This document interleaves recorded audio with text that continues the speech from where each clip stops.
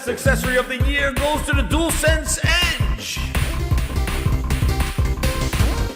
Best executive in a courtroom, Phil Spencer.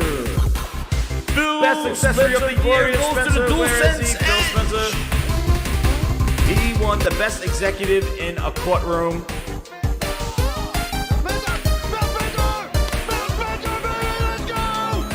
Yo, Phil Spencer did it again, everybody.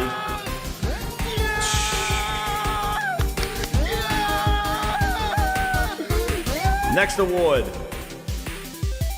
Where's the Lamb Sauce Award? Presented by Gordon Ramsay. Who gets the Gordon Ramsay? Where's the lamb sauce? It goes to Redfall. No 60 frames at launch. Where's the Lamb Sauce Award? Where's the lamb sauce? Congratulations, Redfall, on winning this one. Incredible. What a year. What a year. Oh my goodness. The I Told You So Award goes to Evil Mark Cerny, also known as Data Carvey in these streets. Evil Mark Cerny wins the I Told You So Award. Incredible. He told you the power of the PlayStation 5. It's all about the SSD.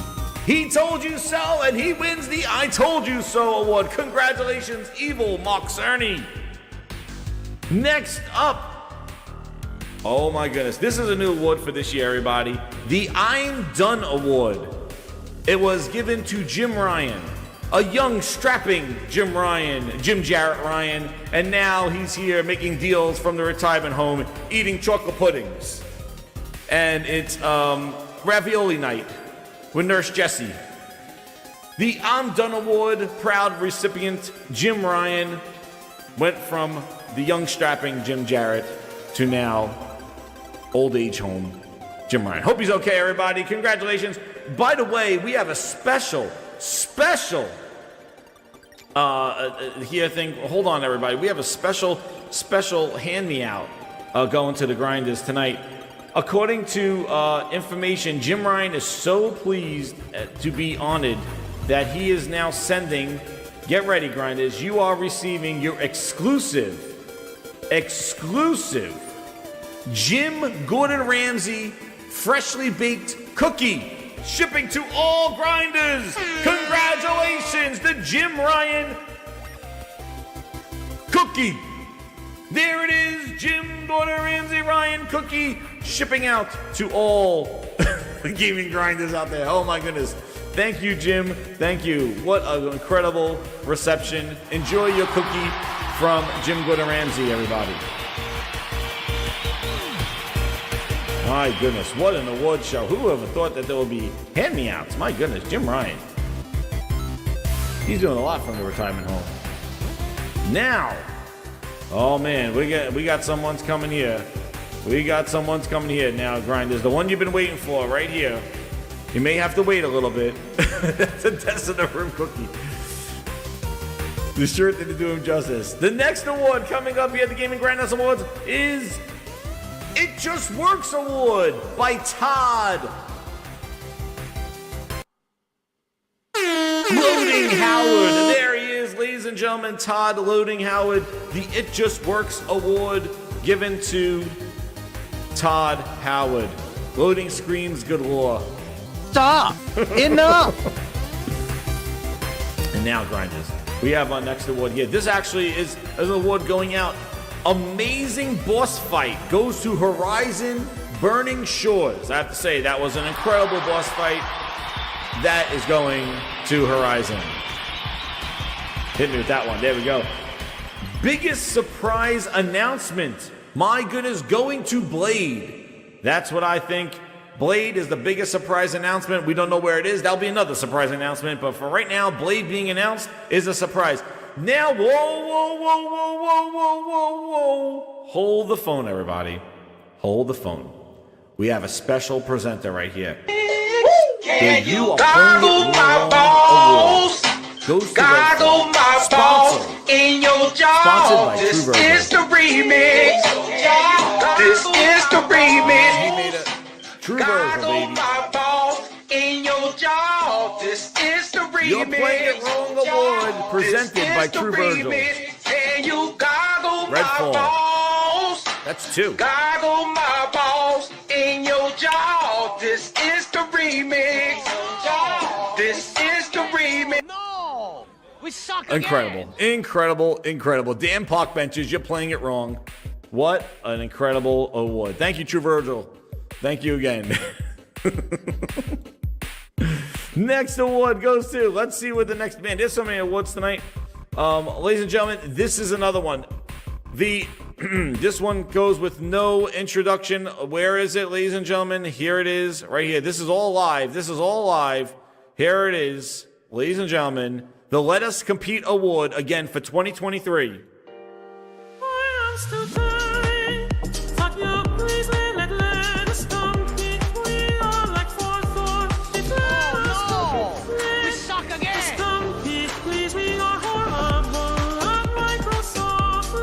Let Us Compete Award by Xbox, back-to-back winners. That's 2 years in a row. Microsoft has been the Let Us Compete Award recipient.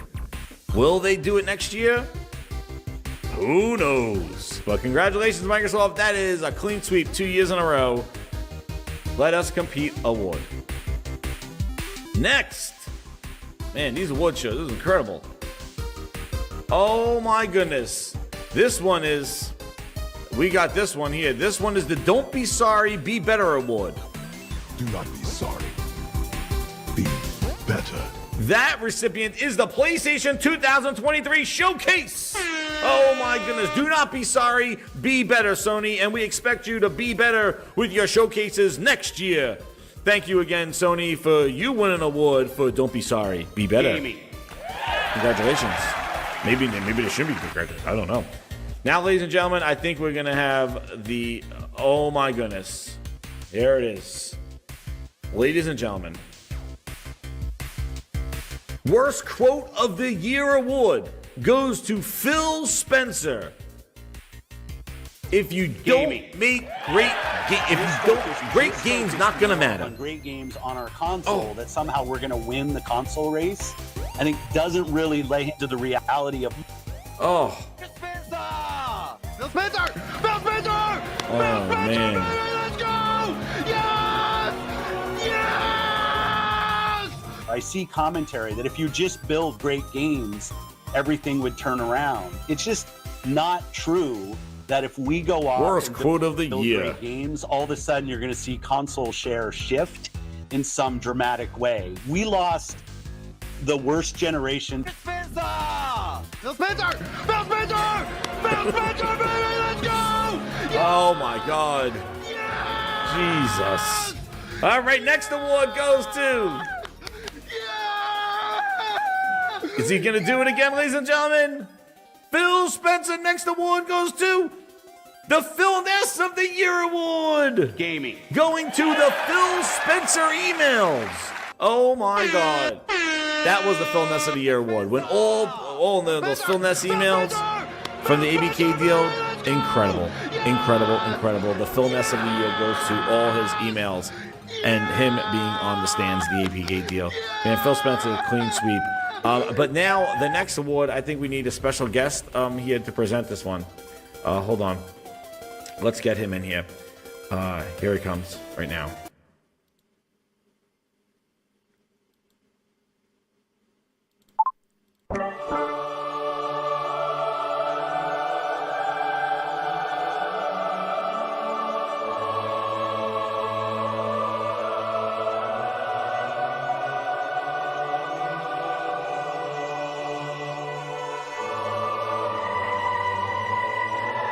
Yes, it is Master Chief. I'm here to present the next award. As you can see, Halo didn't win anything so far this year. But I'm here to present the next award. My game has received a bunch of updates, but it still didn't win Best Continuing Game. So now, with the next award, Master Chief will present to you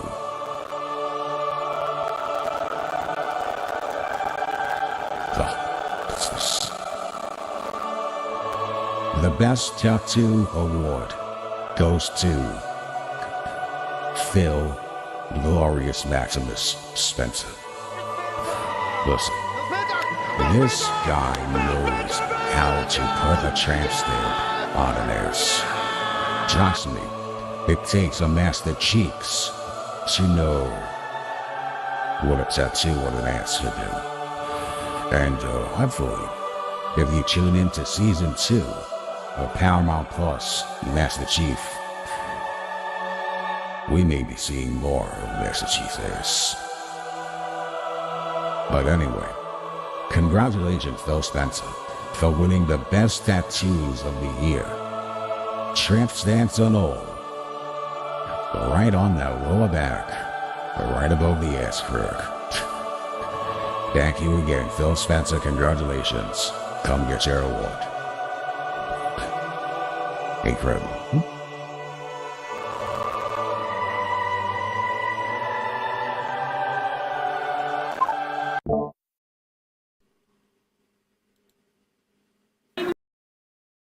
Of the year. Jim Ness of the year. Crying Jim Ryan, they AKA'd him. Jim with those headphones saying goodbye to everybody. That's right, everybody. Jim Ryan, my goodness. My goodness. Jim Ness of the year. Jim Crying Ryan in the courtroom saying that we're nothing without Activision. And a new, Grinders, a new award is coming up. This is a brand new award. A brand new award that just started here. The Neil Ness Award of the year goes to Naughty Dog.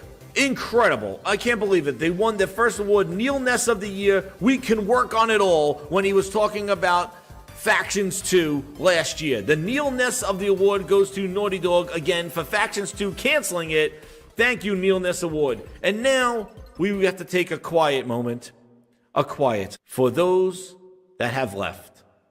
We Out Awards. These go to those that have left.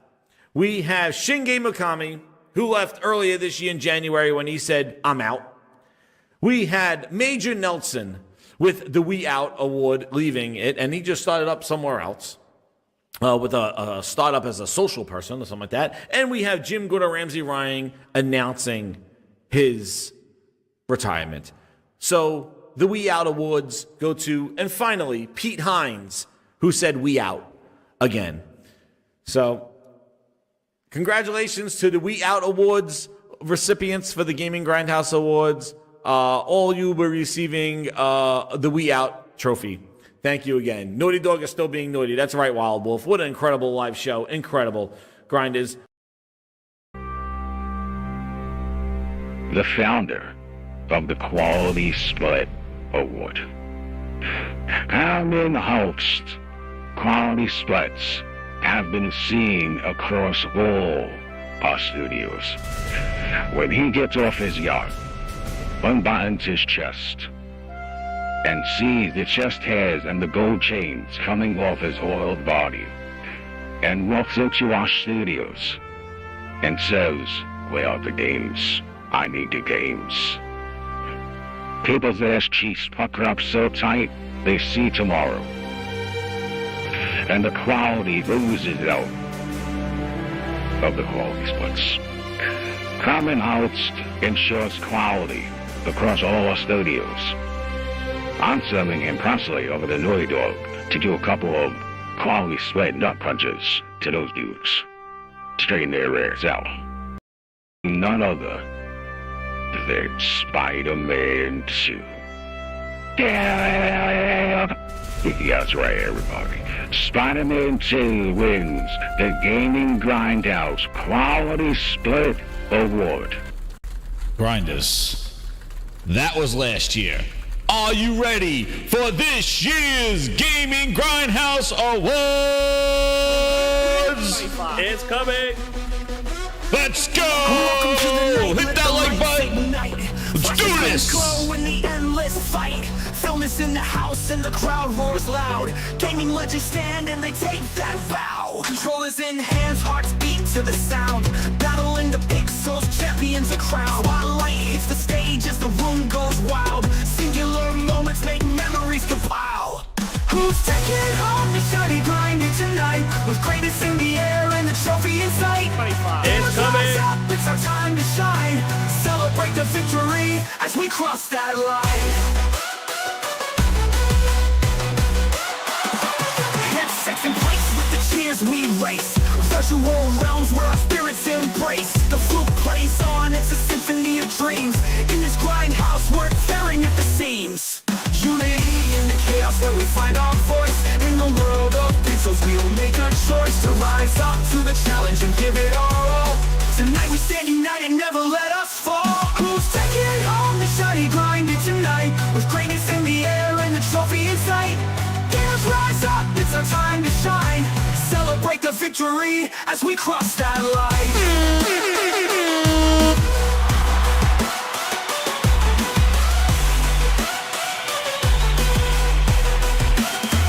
Who's taking home the shiny grinder? We tonight, with greatness in the air and the trophy in sight. Gamers rise up, it's our time to shine. Celebrate the victory as we cross that line. Who's taking home the shiny grind? We tonight, with greatness in the air and the trophy in sight. Gamers rise up, it's our time to shine. Celebrate the victory as we cross that line.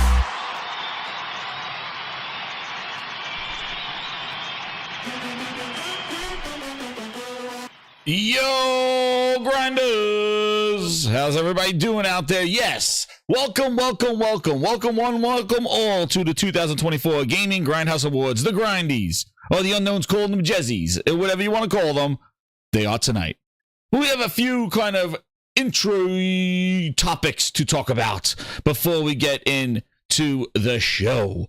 So definitely hit that like button, share it out. I hope you enjoyed the pre-show of the Gaming Grindhouse. That was last year's show. And now we are back with the 2024 Gaming Grindhouse Awards. So shout out to Ron M for dropping the 5 memberships. He's on his way. We're on our way. Grinders. We bomb. Hit all the buttons. Thank you, Ron. Thank you for the VIP membership. It's for harder than the internet. And Cyber Dragon with another 5 VIP. It's for harder than the internet. It's for harder than the internet. It's coming. We rocking now. Yo, thank you so much, guys. I appreciate it. What a way to kick off the Gaming Grindhouse show into 2024. We might have some special guests here tonight as well, but getting them all in there. Here they all come. I see them all. John Daxa, Samsung. There you go. Welcome. Yes, if you get a VIP, we're going to be doing definitely a member stream too, where I might do some giveaway there as well. So thank you to the gifting Gaming Grinders. I'll be gifting out some in a little bit as well. But shout out to Cyber Dragon and Ron M for the gifted grinders coming on in here. And then I know that also Cyber Dragon did a member of 36 months. He goes, what up, chat, mods, grinders, and Jez for the best host that goes to me. Oh, thank you. I didn't think you had to say that. Thank you so much, Cyber Dragon. I appreciate it, man. But yeah, hopefully this year's production. I was looking. Those are some good award shows that I had. Well, hopefully this year could will be better. Who knows? We will see. Hopefully you enjoy it. I'll make it as entertaining as possible here. Better than Keely's, I am sure. So let's get into just a couple of topics here as things just kind of happened late in the week. So if you missed the show that I did earlier this week, you know, it was awesome show. We're talking about like the Satya dropping his plan. The end game, Satya's end game. He got the Thanos. He got all the stones, and he snapped his fingers. Now waiting for part 2, and then I did the show on it. So we'll talk about how this is an Xbox and all this other crapola, but it continued, and something that just happened right after Stutter and Satya, who's cured. He's not stuttering anymore. came back now, and now we had the November NPDs, grinders. Just when you think Xbox took it on the chin and they took it on the chin, it's like, what is going to happen now? And then you see the NPDs. And Lord, these are the big ones. These are the big NPDs. These are the Novembers, the Black Friday NPDs. Yo, shout out to Michael Morian coming in with a VIP.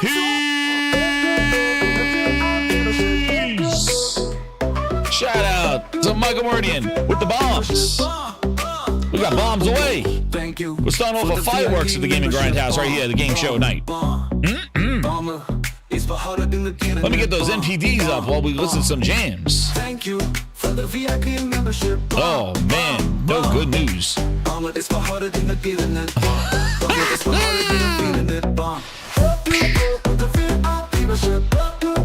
we, oh, there it is. Leading us right into it. Thank you, Mike Wordian. I appreciate it, man. Get some jams going here.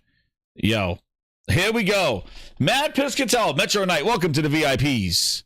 Adam Beta, welcome. Akeem, yo, I got Akeem. Nice. Boyskis. Very good. So here we go. Santa came early. Thank you, Mr. Tennis. Thank you. Yes, I appreciate it. We've got a trifecta of the bombs here. That's awesome. So here we go. Piscatello doing his job. And let's just go through what he said. November NPDs. What a way to start off a game show, but we'll talk about sales. Oh, man. November video game hardware spending was flat when compared to a year ago. 15% spending on PS5 hardware was offset about 29% year drop in Xbox spending and a 3% decline in Switch. Grinders. You know the Atlas, the dude holding the globe on his shoulders? It's PlayStation. How can you make... This is what I said before. Pivot. I've said this so many times before. 3 people carrying up a couch up the stairs. Herman has the couch on his shoulders. All the weight leading the charge up the stairs with the couch. Nintendo is holding their end, holding up somewhat. And then you got Phil Spencer and Xbox crying, sitting in the corner, going, we're never going to get the couch up the stairs. Pivot! We're never going to get the couch up the stairs. It's never going to be there. We're never going to do it. And Herman and Nintendo looking at Phil on the floor. Listen, I actually, you know what? I got a picture of this. Grinders, I got a friggin' picture of this stuff. You don't believe me? I got an image of exactly what's happening at the console sales. I got it right here. Listen, this is the house of facts. I got it right here. Here he is. Phil Spencer sitting down when everybody's lifting up the couch of console sales. Phil Spencer's in the corner, sitting there. It's not growing. We're not doing anything. And here it is. I'll show you. I provide facts. There it is. There he is. Phil Spencer holding up his end of the console sales and trying to get the couch up the stairs. Phil Spencer! There he is. Phil Spencer, baby, let's go! We got him. Yes! Yes! We got him. Yes! Grinders, the facts. This is him holding up his end of the console sales. Pivot! Pivot! We're never gonna grow. We're not growing. It's not growing. What am I gonna do? We're never gonna get... Like, the PlayStation's carrying the whole friggin' industry. And this dude crying in the streets. It's never gonna grow. Booty, Sarah Bond not growing. Satya, give me a hot tub. Satya, make it grow. It's not growing. Phil sitting there. He's not doing again what to do. There it is. I told you. The facts. A picture says 1,000 words. And there it is. He ain't doing shit for console sales. I don't mean to cuss during my Gaming Grindhouse Game Show Awards. But there it is. This shot was taken after the Keeley Awards. After Astrobot won, Phil went outside of the Xbox, formerly known as Microsoft Theater, and this is him out there. But there it is. But see, I told you, I got the tapes, I got the fact, I got the photo evidence. But like, how? GRINDIES, how? Listen, 15% growth on PlayStation, spending growth on PS5, but you see the overall hardware spending is flat. Well, Switch already is getting ready for the new stuff and only has a 3% decline after selling freaking craziness from when it launched, right? And now PlayStation's up 15%, 4 years into the console. They've released a new mid-gen refresh. Xbox is a minus 29%. And they were minus last year. And they're more minus. How much more minus can you go? Like, I don't understand it. And because they're the anchor, they're bringing all spending down. The whole video game hardware spending is flat because it says right there, 15% spending growth on PlayStation was offset by a 29% year drop. Dude, somebody not doing their job. PlayStation's the other guy. They're not doing the job. Like, you could see the Switch. It's getting ready for a new one. And guess what? So that's why I told you next year is going to be a bloodbath. Because your Xbox is going to be doing that, minus 29, minus 30, minus this, minus that. It's going to keep doing that. And then you're going to have PlayStation up. And then the Switch 2 is going to come out. And Switch is going to go astronomical growth. So you're going to have the two people carrying up the chair, hoofing it up the steps. And then you're going to have Microsoft, Phil Spencer, sitting there again, going, we're not growing. What's happening? What's going on with the consoles? Phil, it's a you problem, Phil. That's a you problem. You can't move it. You cannot sell consoles. It's a you problem. It's not about consoles. Well, that's good. Well, it's not about consoles for you. See, that's the thing. For you. Don't say gaming is not about consoles. It's not about consoles for you. Because everybody else, they're doing fine. They're doing fine. But for you, it's a problem. And you're bringing the whole industry down. Just leave, please. Take your sad sob story, doom and gloom, about nothing's growing, and go somewhere with it. Why don't you go put it in the hole with the Zune and the Kinect and Mixer and Windows Phone? Just put it in the hole. Just put it in the hole. Because that's where it all goes. That's where Xbox is going. Make room, Mixer, move over Mixer, move over Zune, move over Windows Phone, move over Kinect, move over Skype, move over everybody. Xbox is going to make room in the hole. It's right there. And I love Matt Piscatella is just like, dude, everybody's doing their part. And it's offset because Microsoft sucks again. And then there it is. Oh no! We suck again! And there it is. And holy shit, when I'm ranting, Steven Leone with the 20 members! Holy crap, Steven Leone's! Get them all! For the VIP membership, Put it in the hole with the DVD, HD DVD. Put it in the hole. ET, move over. Here comes Xbox and Phil Spencer's sad stories.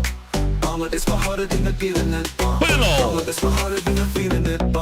It's coming. Woo! Steven Leone hitting all of them. He's making sure we're going to have a VIP only goddamn award show. Holy crap. Thank you so much, Steven Leone. He says, and tell me, I love sniping Jez when he's ranting. Facts. So thanks. Yeah, it's black and white right here. It's right on the page. Somebody's not doing their job, and it's Phil Spencer, the only one complaining about not growing. There it is. Josh Ayers, member, 21 months, says, congrats on all the award winners tonight. The only awards that matter are the Grindies. Thank you. The Grindies. Holy crap. SN Kev with the 2. He goes, what up, Jez? Phil can't even hold a pebble. No, he can't. He's not doing his job. He's not doing his job at all. There you go. He just loves himself on TV. No, you like to look at yourself on television, you sick son of a bitch. So look at this. The fans. It's all about the fans. Then you go, look at this. Lifetime unit sales of the Switch have exceeded those of the PlayStation 2. Ooh-wee. 46.6 million. And that thing is only minus 3% decline year over year. And would the Switch really release this year? They know that a Switch 2 is coming in the early next year. And in the holidays, it was only a minus 3%. Craziness, Grinders. Craziness. Crazy. And it gets worse. We keep going. We keep going. The PS5 was once again the best-selling hardware platform in both unit and dollar sales. So you can't say, oh, because they had a $700 console. It's there. And the Switch ranks second across both measures. So Xbox ain't winning in either unit sales or dollar sales, which is crazy because the Xbox Series X had a $600 version. So you would think that the Xbox would at least maybe beat out the Switch, which is only at $300 in dollar sales at least, right? Nope. It's losing in both unit and dollar sales, and that's pretty telling because the Nintendo Switch is a $300 device. The Xbox has a $500, a $600, a $400, a $350, $375. Steve Leone, he became an own VIP member. Holy crap, it's just rocking here. But it's pretty crazy that Xbox didn't even come in second for dollar sales since they have a more expensive console in dollar sales for the month. They don't. So that's what he said. Switch across both of them, unit and dollar. And then the console that nobody wanted. They said, they screamed from the rooftop, Grinders. Who's this for? Who's the Pro for? Why do they make the Pro? Who's the Pro for? Why is it here? Oh, $700. Nobody's gonna buy it. Nobody wants it. Oh man, Phil, you and your crew. Phil, you and your crew try to say nobody wants a $700 machine. They don't want it. Who's buying it? Who's this for? 30 podcast. Who's this for? Who's this for? Oh, here it is. Matt Piscatella in its launch month. The Pro accounted for 19% of PS5 units sold in the month and 28% of the dollars. Launch month dollar sales of the PS5 Pro were more than 50% higher than the November 2016 launch month sales of the PS4 Pro. However, the units were 12% lower. Well, it was a $700 machine as opposed to a $400 machine. So I'm assuming that's the reason why the dollar sales were more. But it was 12% lower than the PS4 Pro. But it was 19% total of the PS5. It wasn't negligible. It made a point, man. People wanted that Pro, and that's crazy. At the price, too, at what it was. Because remember, the PS4 Pro was $400. It was the same price as the PS4. And they dropped it.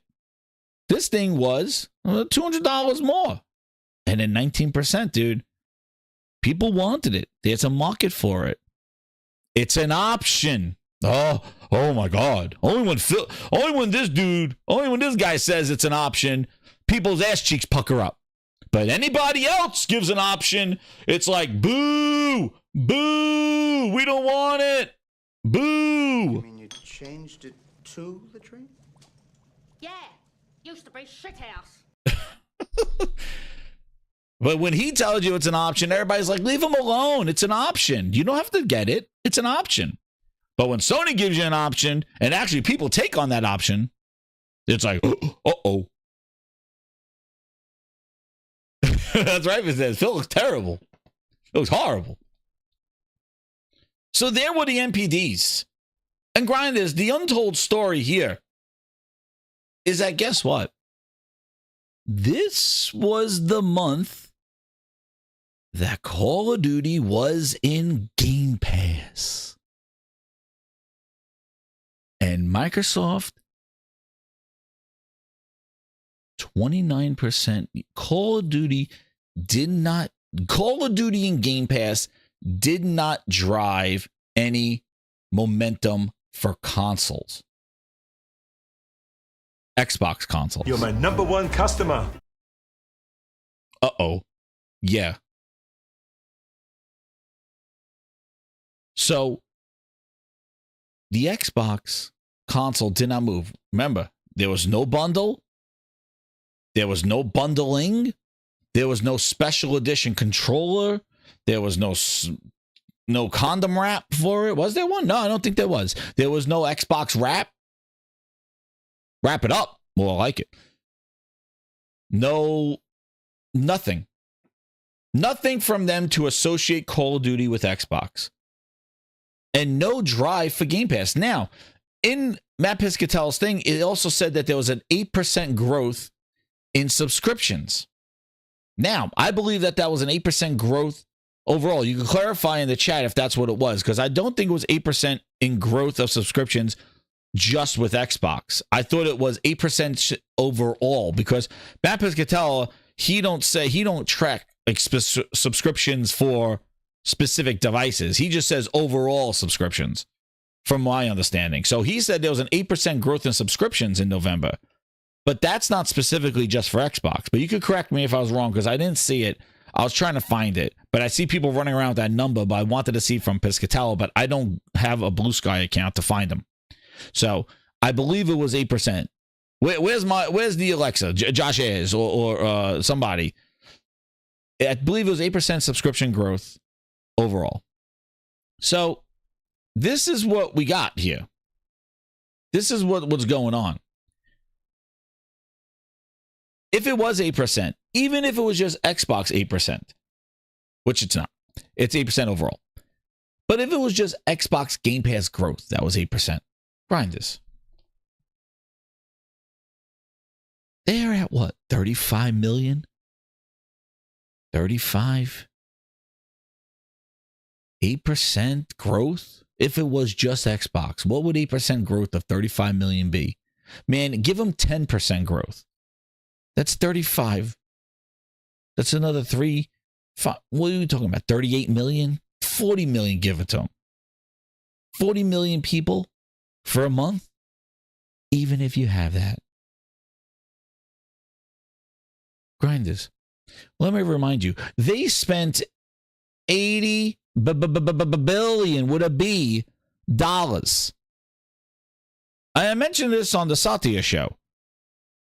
If they expect to make a dent in any of that expenditure, even if they make $1 million a year, $4 million a year, $5 million a year, even if they made $10 million a year in selling their games, they spent $80 billion with a friggin' B.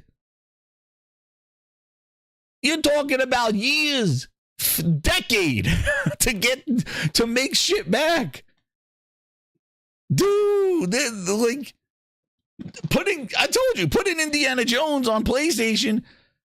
Oh yeah, it sold a million. You spent just $7 billion. Did you even make the Bethesda money back yet? No, I didn't get the Helldivers DualSense. I bought too many DualSense. I got the Astrobot one and the purple one. So I'm holding off on DualSenses, but I know that Helldivers one looks pretty cool.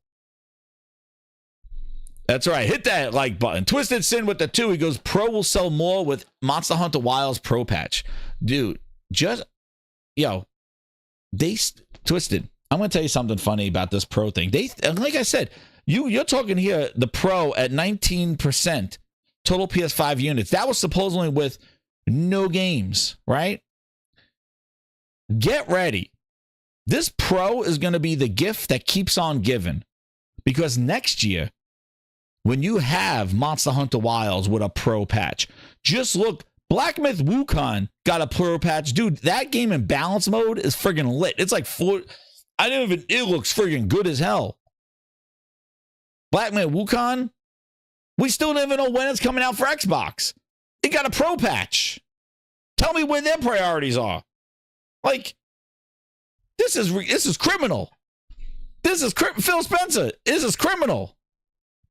It's criminal, Phil. Where's Black Myth Wukong for the Xbox? It already got a Pro patch on a system that nobody asked for. Who's it for? Dude, they put a PS5 Pro patch on a game, on a console, that they said nobody wants it. But meanwhile, the Xbox is sitting there. They don't even have a release date for Black Myth Wukong. It's criminal, Phil. It's criminal. It just shows where the priorities are. I know, right? $80 billion. Oh, thank you. Josh found it. So it's 8% growth year over year. Non-mobile subscriptions grew 8% year over year. So it's overall, but it attributes to Call of Duty. There you go. Thank you so much. So 8% year over year growth in non-mobile subscriptions. Dude, that is everybody. So that accounts part of that 8%. Yes, exactly, Mr. Dennis. That's what I was playing last night. Black Myth Wukong, man. In balance mode's insane. It looks friggin' so good. And it runs smooth.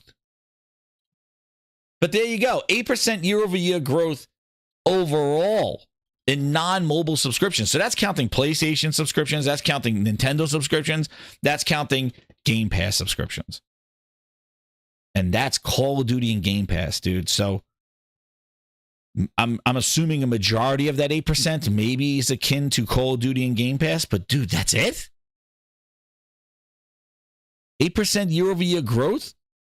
And I don't even know if that is per person. Like, is that growth of people or is that growth money-wise, Josh? I don't know. I don't know if it's a subscription. I'm assuming it's subscription growth of money, which again, that doesn't even entail subscriptions. Because even if you give Microsoft just 10% subscriber increase for Game Pass, dude, that takes them not even to 40 million. You're chipping away. It's like they spent so much money and they're like paying it off in pennies. This is not gonna. I'm telling you, Satya got the Thanos, made the snap. We're in the end game now. Get ready for the second part 2, when he just scraps the whole thing and says, move over, put it in the ET hole next to everything else. And start selling off assets. Start selling off game IPs. They're gonna do exactly what Tencent and all of them do. Start shutting down studios and selling off IPs.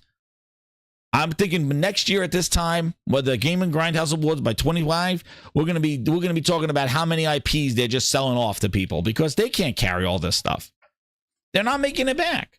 This is, if Call of Duty didn't blow the roof off of Satya's head, it gave him a goddamn, Satya should have been showing up with an afro. All his hair just goes poof. Call of Duty in Game Pass, $70 billion. We're talking about pennies. You're talking about a 29% decline in your hardware. You're talking about an 8% overall industry growth in money. Satya, you put Call of Duty in Game Pass, the brand new full-fledged $70 Call of Duty in Game Pass. And what's next year's Call of Duty?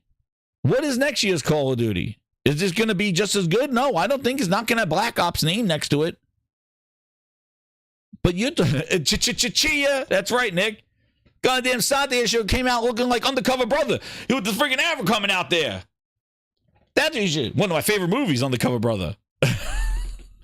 But my God, Satya should have came out with a fucking full ass. He should have came out like, yo, where did I get this hair from? with the amount of growth that should have went on. You put Call of Duty in Game Pass.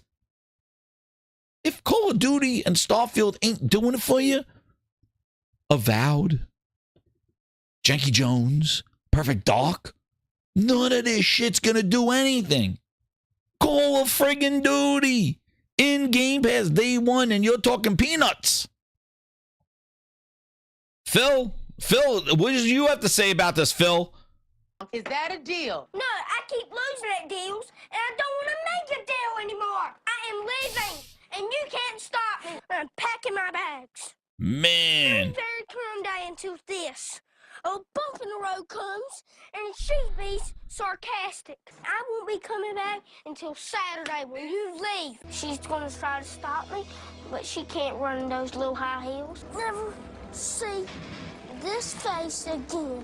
Grinders, we have a special guest here at the Gaming Awards. It is J-Dub. What's up, man? How you doing? What's going on, everybody? How Hopefully you y'all doing, can man? loud and clear. Yeah, I hear you. Let's see. Everybody hear you? Let's see. Say hello to the Grinders. Grinders, what's good? Nick, I see you. Scott Free, Terrence Singh, my brother, Dark Zone. That's everybody right. in the chat. They see you. Yo, J-Dub's house, man. He couldn't have missed. Listen, I got this picture of homeless Phil up here. I see it, man. Yo, we talking to NPDs, man. It is. J-Dub, what do you think, man? We're talking. I'm talking. Just let me throw this out there. Call of Duty and Game Pass.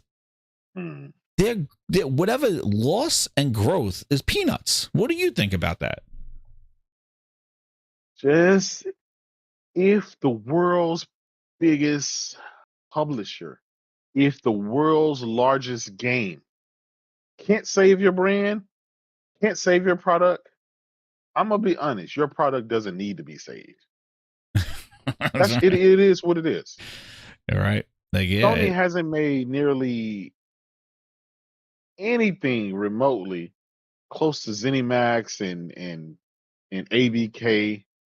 And they're still out here merging with companies, buying things, giving people more hardware, more software, winning GOTYs, winning multiplayer. I mean, Sony had, Helldivers 2 beat out Call of Duty for Game of the Year, for crying out loud. Yeah. It seems like Microsoft should have took that $100 billion and they should have did something else with it. Yeah, they're looking for that quick get. You know, they thought that you could just get this up and I'm saying next year it's getting. They know that I was talking about. First of all, growth in console. You got PlayStation at 15%. That's just going to continue. Yeah. You got the Switch 2 coming out, so Nintendo's going to shoot up in growth.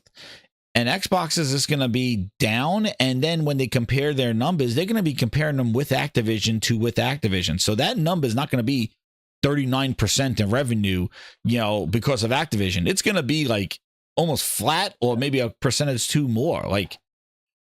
Because this year they were comparing it to without and with. Next year it's with and with. Yeah. So yeah. Man, I'm gonna be honest with you, man.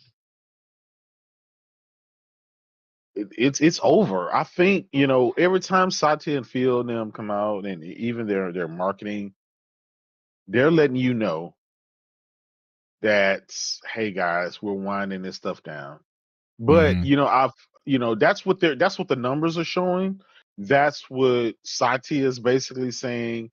But some reason, and I'm not going to blame the whole Xbox fan base. The majority of the Xbox fan base has already left, right? That's why you're seeing the numbers you're seeing. Those guys have already moved on to PC or PlayStation or whatever. They're gone. Yeah. The scragglers that are left are these guys that are hoping for more hardware. They're hoping that Microsoft starts next generation early to beat PlayStation. They're hoping that it's going to be a PC Xbox with Steam on it. Oh God! And they're throwing Hail Marys. They're hoping for a handheld. And my thing is, if they've already given you 2 consoles and you're not buying those, why would they keep investing billions in R&D trying to sell you something that you're not going to buy? It makes no sense. Mm-hmm. Exactly. But the fact that they're saying everything is an Xbox, they've embraced this. Everything is an Xbox. They don't even mention Xbox anymore. right? Everything. That's the only time is when they're talking about PlayStation or Nintendo. It's crazy, or Fire Stick. Mm-hmm. But these NPDs are, man, it's negative 29% this time. Before it was negative 30 something and negative 40 I know, something. it's negative on negative. It's crazy. It's been negative on negative for years. Yeah. Exactly. I don't know how low you go. Like, it's seriously, Yeah. I don't know. And what's interesting, you spoke about the next gen Xbox, and then they were talking about not the next gen one, but like this portable one. And Yeah. if we go back to where we had, there was, I believe, like one of those Xbox era, somebody like that was saying how Jason Ronald now is no longer building the next Xbox. The Surface team is doing it. And then we find out that Lenovo is doing some sort of event for their new Lenovo S portable machine, and they're going to have Steam there, and they're also going to have Jason Ronald there, and he has a new name. He is called the Vice President of Next Generation. J-Dub, if they could have came up with a bullshit name than that. Yeah. And let me give you the visual here. Does this look like the face of the next generation vice president? It's coming. Man. There is your vice president of next generation, dude. Let's get in a little closer. This is your vice president of next generation. Is that who you want to lead you to next gen after this guy blew smoke up your ass about the Series X? Now, the vice president of next generation. Next generation of what? But there he is, the new vice president of next generation. You know what's crazy? I find it very funny, all the stuff this guy promised with these next generation consoles. None of it panned out. Mark Cerny's console was able to beat both of those single-handedly, which on paper was supposed to be underpowered. Why would they give this guy a shot again? Because they gave him a bullshit title, because he's not like, listen, if you go back and look at, they said they took him off of Xbox because he was the designer. He was the designer. He's basically, I don't even want to say it, but he's like their Cerny.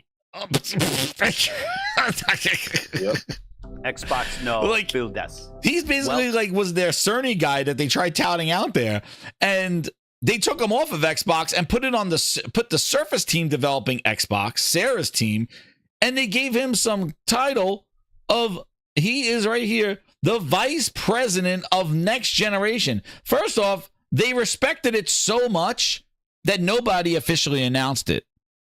They basically just said, oh yeah, Jason Ronald, the vice president of next generation, will be at the Lenovo show. And everybody said, well, wait a second, this guy just got a new title. They never really appointed him of this. This is some bullshit title that Microsoft has. Like, you're the vice president of some like HoloLens grab ass or something like that. What is the vice president of next generation? When there is no next generation, I wouldn't want that title at Microsoft. Like, I'm gonna be honest, bro. I have no clue at all. Josh, I got a question for you. Josh has this question for you. Well, if he's the vice president of next generation, well, who's the president of next generation? Exactly. Who's the president? Who does he report to? Dude, he reports to who do you think it is? Phil Spencer! Phil Spencer! It's Phil Spencer. Who do you think? Phil just came up with some crazy ass name. The next generation. Oh my God! Please. And look what and then everybody's like, oh my God! And I see people, congratulations, dude. You congratulating this dude for going to promote the Lenovo handheld Windows tablet. Like, he's the VP of next generation, and he's gonna be at Lenovo show next to Steam, because they got an Xbox app on a Windows device on a portable. There you go. Yeah, that kind of, that's where it's going to be. How does Microsoft benefit from any of that? Like, it's a Windows device. That's it. And Game Pass. But I don't know. Well, I mean, I don't know, because the way I look at it, I don't know. Maybe I'm thinking differently because I'm thinking. I thought I just read that all of these people are going to start using Steam OS, not Windows. Well, yeah. Well, Didn't that just come out? well, no. See, so like the Lenovo, no, Steam is starting to go do give out its Steam OS so that you could put Linux on these things, but Windows is still part of Lenovo because remember, Lenovo, Asus, they're all OEMs. They make laptops with Windows. So they're basically taking the Zen 2 now, and they're going to make a Legion Go 2 with an OLED screen, which I really like my Legion Go, but I went out now. I got the 1X player, so I use that instead, which it's more of like a laptop gaming handheld thing. It's a little bit bigger than the Go, but the Go is awesome, and they're going to have an OLED. It's going to be like $800, $900, $700, I'm assuming. It's not going to be cheap. Like the original Legion Go wasn't cheap. But I want to see who's going to be screaming. I'm asking who's asking for this, and you're going to see all the guys that buy 30 Xbox controllers pre-order these things, and nobody's going to bat an eye. But PlayStation put out a Pro, and they're like, "Who wants this? Oh my god, it's too expensive. Who asked for this?" Yeah. Meanwhile, they're going to be lining up for this Legion Go because the vice president of Next Gen is there. And he's going to be. What is he going to be talking about? He's going to be talking about the stupid ass Xbox app that needed an update 5 years ago. That's what he's going to be there for. It's just like Microsoft was at with the Asus ROG Ally launch, like sitting there showing the thing because they got their app or something like that. But again, none of this, like if Call of Duty didn't do anything, Mr. Vice President of Next Gen showing up at a Lenovo Go 2 event when these handhelds are not selling as boatloads at all. And now they want another $600, $700 portable handheld. Dudes, that thing's gonna come out like $899 for like a 129 gigabyte. I bet that thing's coming in like $800. I am telling you, that Lenovo with an OLED. The other one I paid $700 for, and that didn't have an OLED 8-inch screen. This one's gonna have the Zen 2, so this is gonna be the new portable one, which we got to see what battery does. But there you go, the vice president of Next Gen, which whatever that is. That talk about a goddamn placeholder waste of title because. He's not in charge of Xbox anymore. So all you Xbox guys that still think that this guy's going to come up with a new Xbox, right there just showed you that this guy they put him on something new. Yeah. So they're sending him on something new. So that whole Surface thing, I think, was real. I think like that hardware is being developed by somebody else. Like it's a Surface. It's going to be like an evolution of a Surface Xbox, I bet. Something like that. But anyway, Microsoft software sucks. Their app and everything is hardware. It's horrible. Yeah, they don't make good products. No, they just don't. They just let stuff go. They just let stuff go, and they don't fully think things through. They'll come out there and talk about a whole bunch of stuff, but they never deliver on it. Like how is that Xbox app still dismal to this day on PC? I could boot it up right now, and it does not look like an Xbox at all. It's like an offshoot of the Windows Store. How's that not? Yep. How's that not have like a Steam big picture mode on it yet? Like where the hell's that? It's like they keep promising this shit and it never pans out. I mean, I don't know, man. It's ultimately I think they're just Satya's gonna say, listen, we've tried. We were trying everything. The shit's not working. Just no. Let's just get out. Yeah.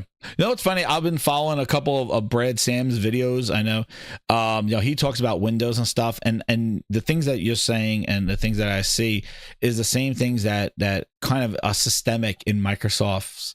Like you could tell that Microsoft now runs Xbox because all these years they're doing the same exact stuff that they did with Windows. And one of the things that came up on his show today was Microsoft can't launch Copilot. And just to kind of briefly, just to say what it was without playing, with just showing what he was saying, is that, that Copilot button that they made a big announcement about early on, that these Copilot, and if you remember, there was a lot of kind of Windows shills talking about how like AI is going to be crazy, these new AI laptops, and they're going to have these Copilot buttons on it. Well, here's the news today is that they're removed, and the Microsoft Copilot app is now the only available for consumers using authentication with a Microsoft account. It will not work for commercial users authenticating with a Microsoft Entra account. So TLDR, if you have a corporate laptop that has a Copilot key, it has been remapped because you can't invoke Copilot using that key. Congrats, Microsoft. I mean, yeah, like this is like the most Microsoft thing that could have happened. They made a change. They celebrated the change. That change was relevant for a month, 2 months, like maybe 3 months. We'll give it to them on that. But like, it's like you changed the keyboard, you made a big deal about it, and now that key is useless for your business customers, which I should remind you are probably the ones that use Copilot. So there's that. And then the other video that he made was the same thing about how they just don't follow through with stuff, and they make these promises and they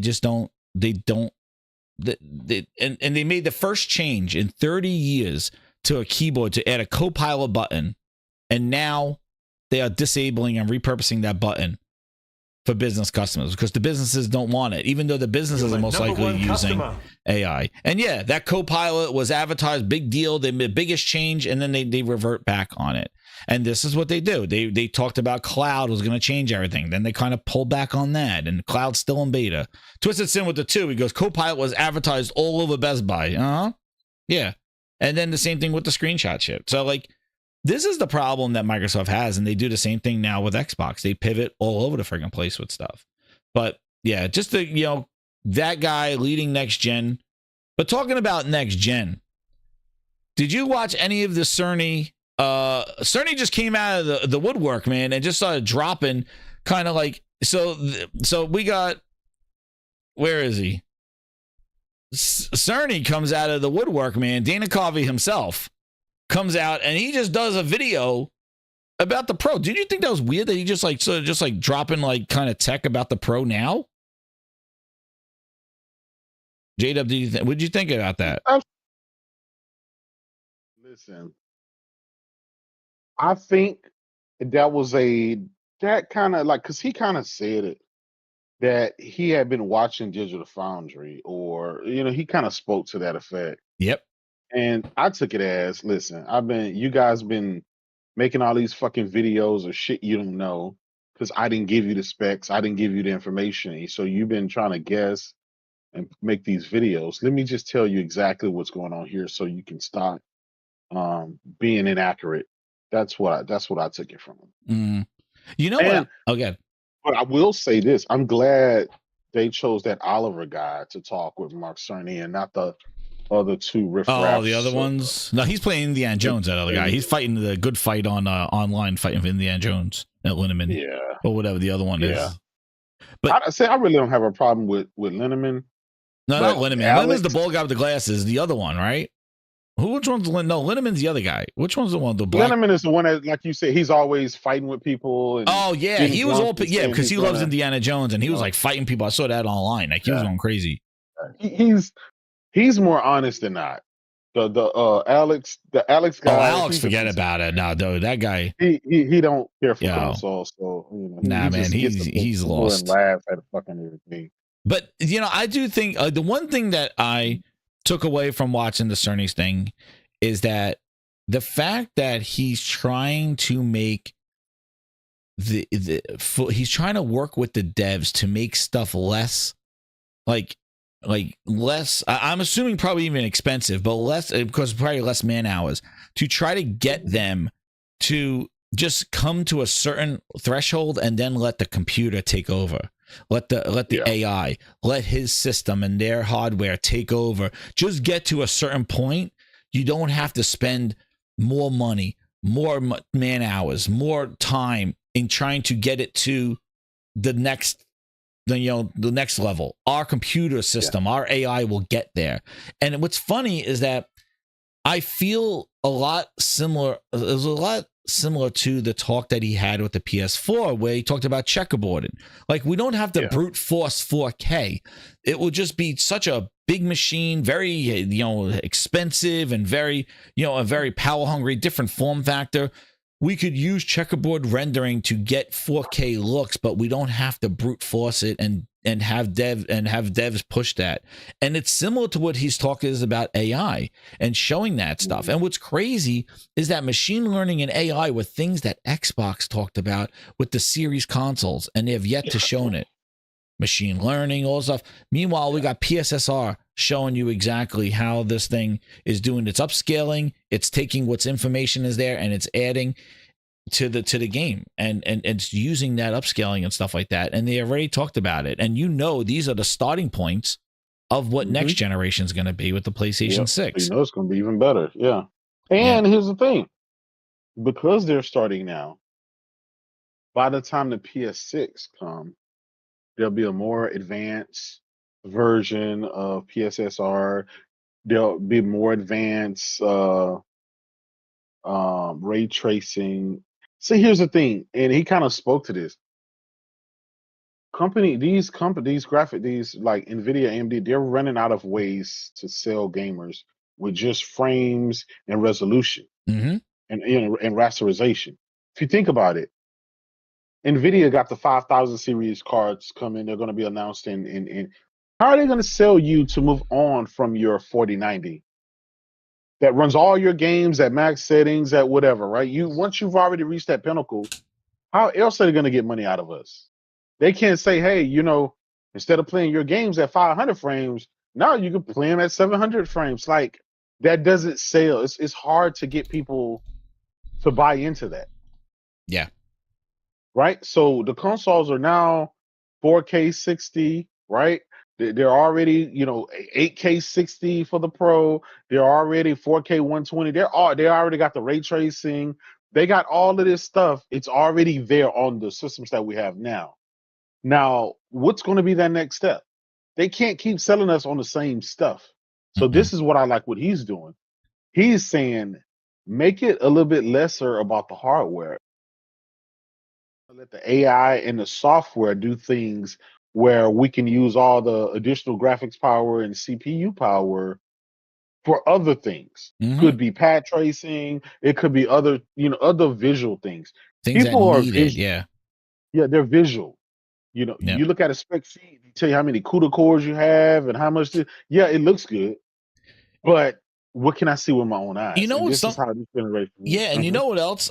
From what his thing that I heard was like how, and I don't remember them saying this stuff, but when he said they added separate RAM just for their operating system, like I don't remember them saying that for the first time, but I thought that it ran their operating system, their overlay runs a lot smoother and faster. I thought on the Pro than on the PS5 base.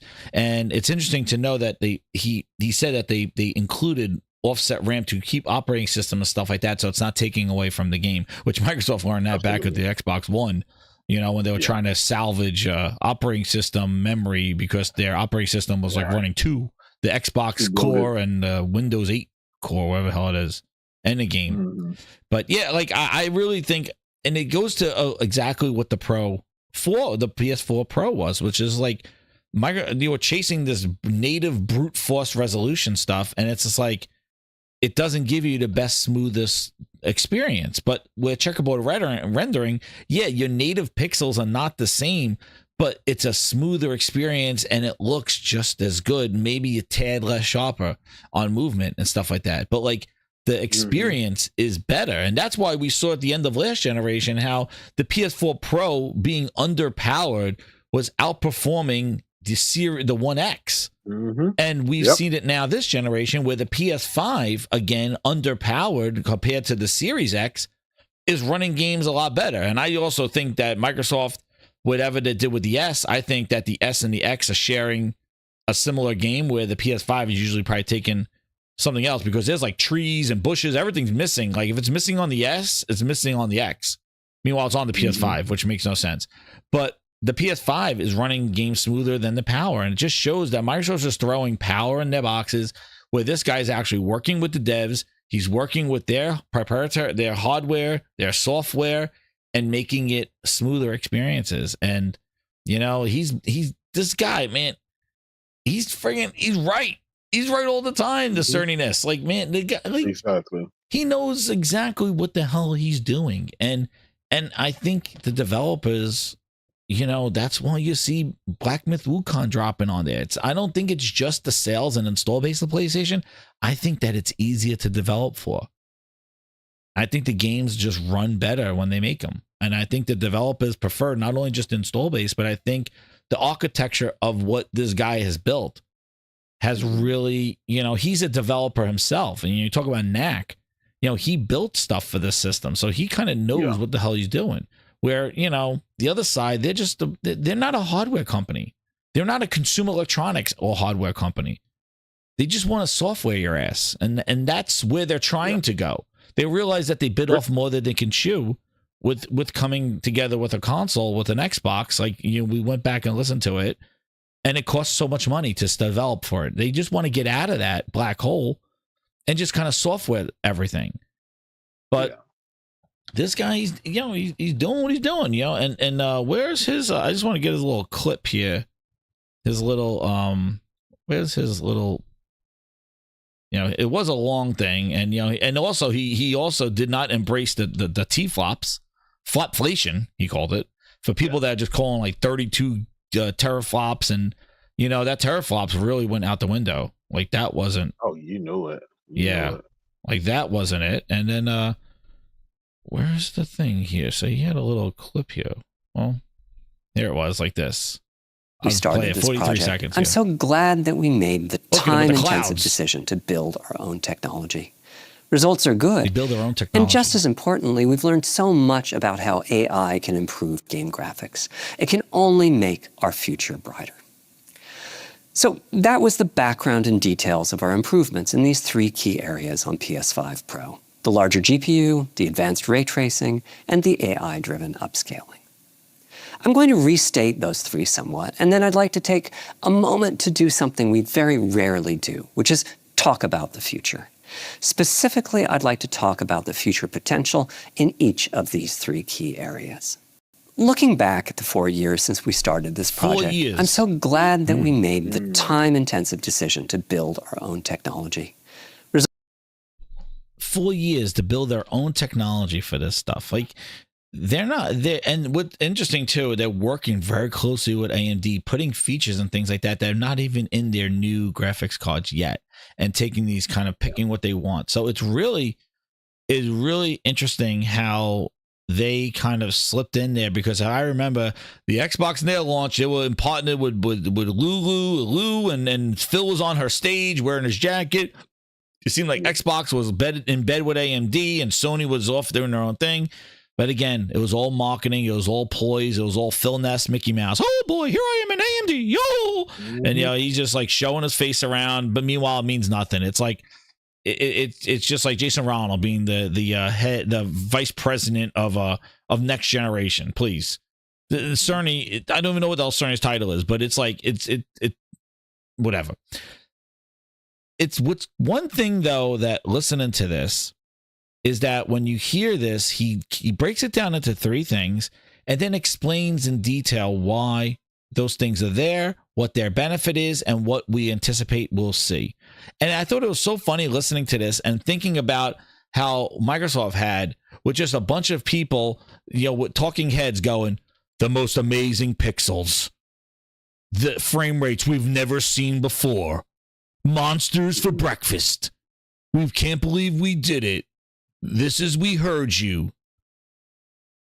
Pixels off the screen. Like, it just was like, it sounded so fake. It was all just marketing bullshit. Nobody even said why or what or how this stuff was going to happen.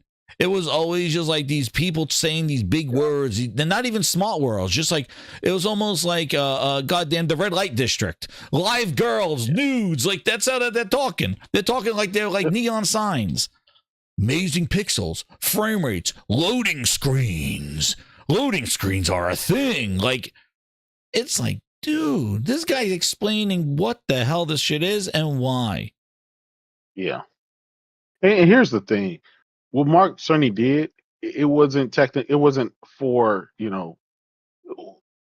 it's not really even for us, but we understand it because, we've been dealing with this stuff and we talk about it, and but it's not for the regular console gamer. It's for other people. Mm-hmm. but It's it, for you know those what developers. It's it for gives the, you? you know, It yeah, gives it you gives you some appreciation for the insight of, technology. It was very Apple-esque. Like if you ever watch one of those Apple things, and I know yes. that they turn, and that's how they could turn a little thing like adding a USB cable into something, because they have a way of talking about how much thought and what they did. And we didn't just add this. We actually made it even faster than it is on traditional devices. Like they always kind of do this bit more, or talk about like the thought why and the justification. Not the like, it's a new phone, and they just hold it up in the air. They actually explain the design, and they take simple things that somebody would be like, yeah, it's just a USB, but they'll like talk about why they put it in there and what it does. And now ours is even faster than what's on store shelves. And it's like, whoa, okay, so you took it to the next level and things like that. And I just feel like, and I'm excited. And this is where you hear that they took 4 years to develop their own. That's where the need and purpose of a console that they built exists. Because if they just did what AMD did, or just pulled out an AMD card and shoved it in a PlayStation and said, it's not custom, it's right there, then what would be the need for a console? But that's where the console that has their own hardware and software in it and just gets price to performance better, that is why it exists. And that's why people prefer consoles, because it is this custom type of delivery, especially when you get first party software built for that custom first party hardware. And that's the creme de la creme. That's the premier experience.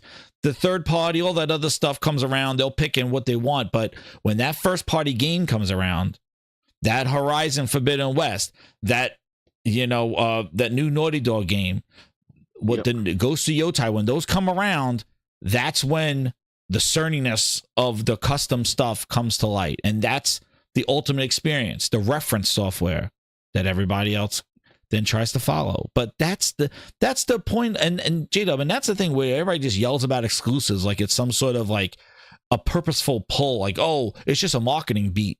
No, it's this. It's always been this. So you always say, how did Nintendo squeeze whatever they could in their first party games out of that weak ass Switch? That's because they're first party. They had the hardware sooner. They developed the intricacies and stuff like that, so they could develop better for that hardware. It's right there, and they had access to it longer. And that's one of the main benefits of exclusive games. It's not just marketing beats. It's not just nanny boo boo shit. There's actually a purpose. There should be at least. Well, at least the two of them do it. The other guy, this guy, he's not doing it. Bum Spencer over here. He don't know what to do. The other two are doing it. He's still complaining about not growing. Yeah. But yeah, I just thought it was very interesting with doing the Cerny thing, and I feel that it just seems like it's the pros out there, like the shit, the portal's out there, it's doing its thing. Sony didn't have to have 5 shows about cloud to talk about the portal getting cloud, dude. They just said update tonight, bitches. Great circle. And you're on the cloud. There you go. I don't need to have a symposium. I don't need to have a story of my life and let's talk to me at PAX West about it. Nah. Update 2.1. You're playing on the cloud, bitches. Like, there you go. And that's what I mean. Just do it. Just show and do it on there. Yeah. Here's the thing.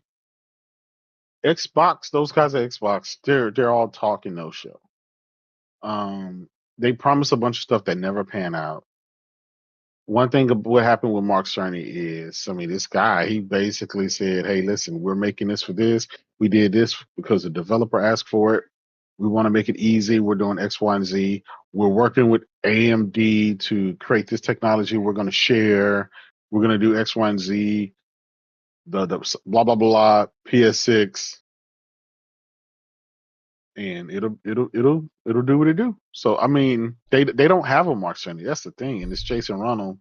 No. He's far from a Mark Cerny. Yeah, and I'm not saying he's a bad guy. I'm just saying the products that he made didn't live up to their expectation.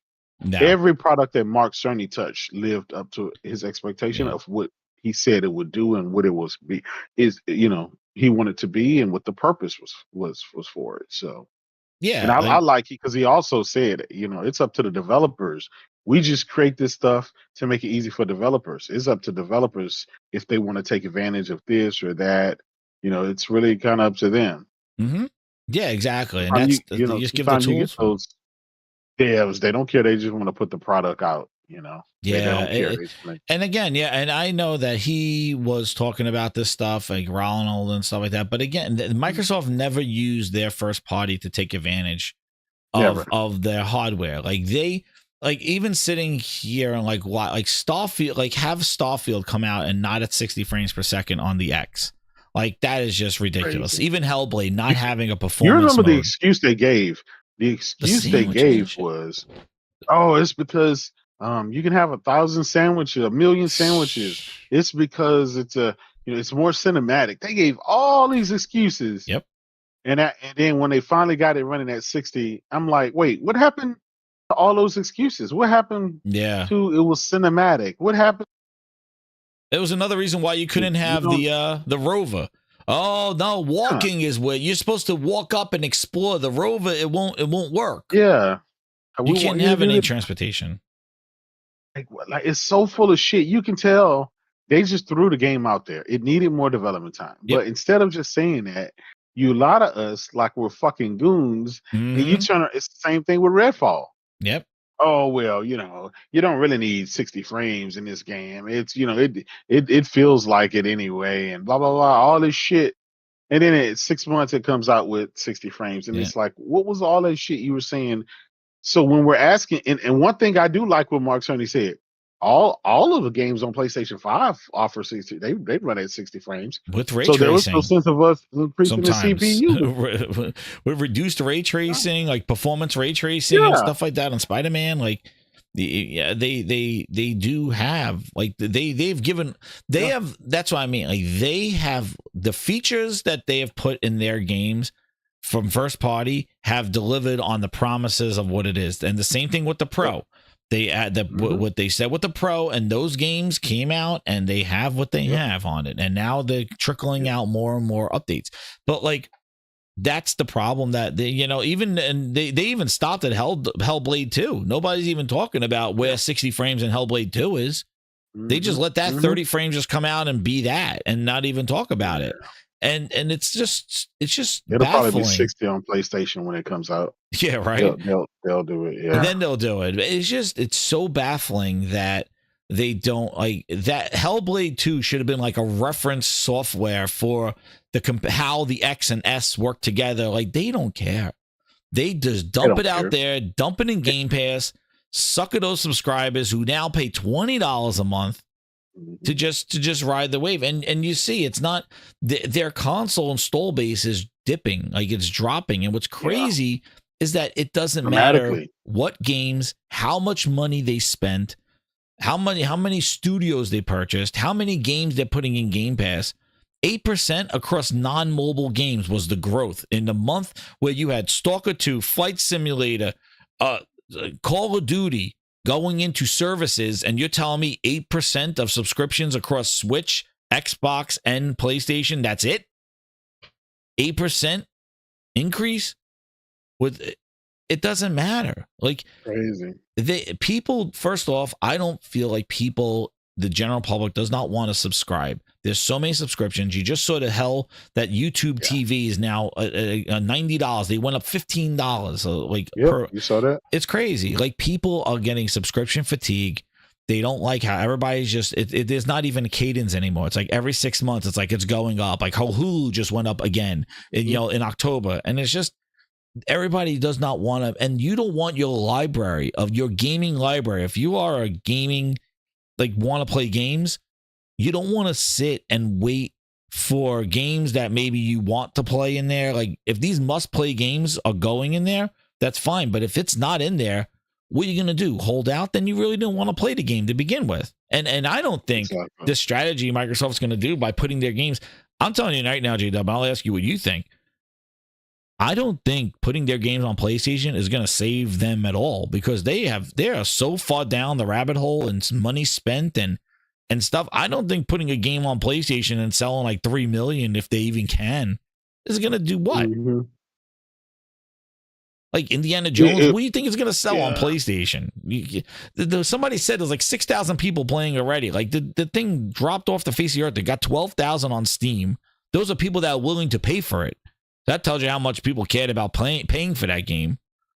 Yeah. And now it's like 6,000. Like by the time that comes out on PlayStation, like unless there's DLC's a banger, like from like a new chapter of like something from the movies, like I can't imagine people are going to be it's going to go sell like 10 million or something or 5 on a PlayStation alone. Like I think Microsoft is Looney Tunes if they think their games are going to sell that much. Like Sea of Thieves, I'm sure it did well, but like you can't. I don't think these games are going to do that much over there. But you got to think about it, Jez. It's going to sell. Like it really doesn't sell. But is it going to sell enough for Satya to be on happy? On PlayStation, we actually buy games at full price, right? Yeah. So it's not that free stuff. But I don't think it's going to sell that much. It's going to sell, but I don't think it's going to sell enough. It don't have to sell 4 or 5 million copies. Even if they can get 500,000 copies sold at $70 a pop, that's more money than they made on. And then when it comes out on the Switch too, it's incremental because it's such a large install base. The chances for them to sell it to, and it's not just one game. It could be collectively the other games. Like, for example, I believe Forza Horizon, I believe that's going to sell a couple of million. Oh, that will sell because that is a unique game, right? That's not of that kind of game is not on a PlayStation. In VR. That will be too, yeah. Million, right? Exactly. You see what I'm saying? So it's not. I mean, I'm gonna be honest. We're not gonna give a fuck about Avowed. That shit looks like trash. But it's not about those games. It's about the other games. This is why when the Halo collection comes or whatever that they're working on, that's gonna sell. But see, J-Dub, that's guess what? That's gonna sell. That's gonna sell because it's a bigger picture, Jez. They got to give you the trash before they get to the bangers. And every night, you're right. But if it is about making money and using this strategy, like the thing that's gonna make a dent and move is gonna be, you're right, the Gears E-Day, the Halo Master Chief Collection. Like those are gonna be the things that will actually go, ooh, like that's a big deal. But like you're right, Avowed. Put it on a PlayStation, Indiana Jones, like it's just like that's a little ass money. Like that's not gonna. But man, you're talking about if you want to make your money back, like, and that's how aggressive they want to make their shit back, because listen, J-Dub, just 4 games in February, no red line in September. Dude, they didn't even let this shit settle for a year to figure out, to learn. Phil learned, he graduated, got a fucking degree and a job by the summertime. He's like, shit, it's all coming.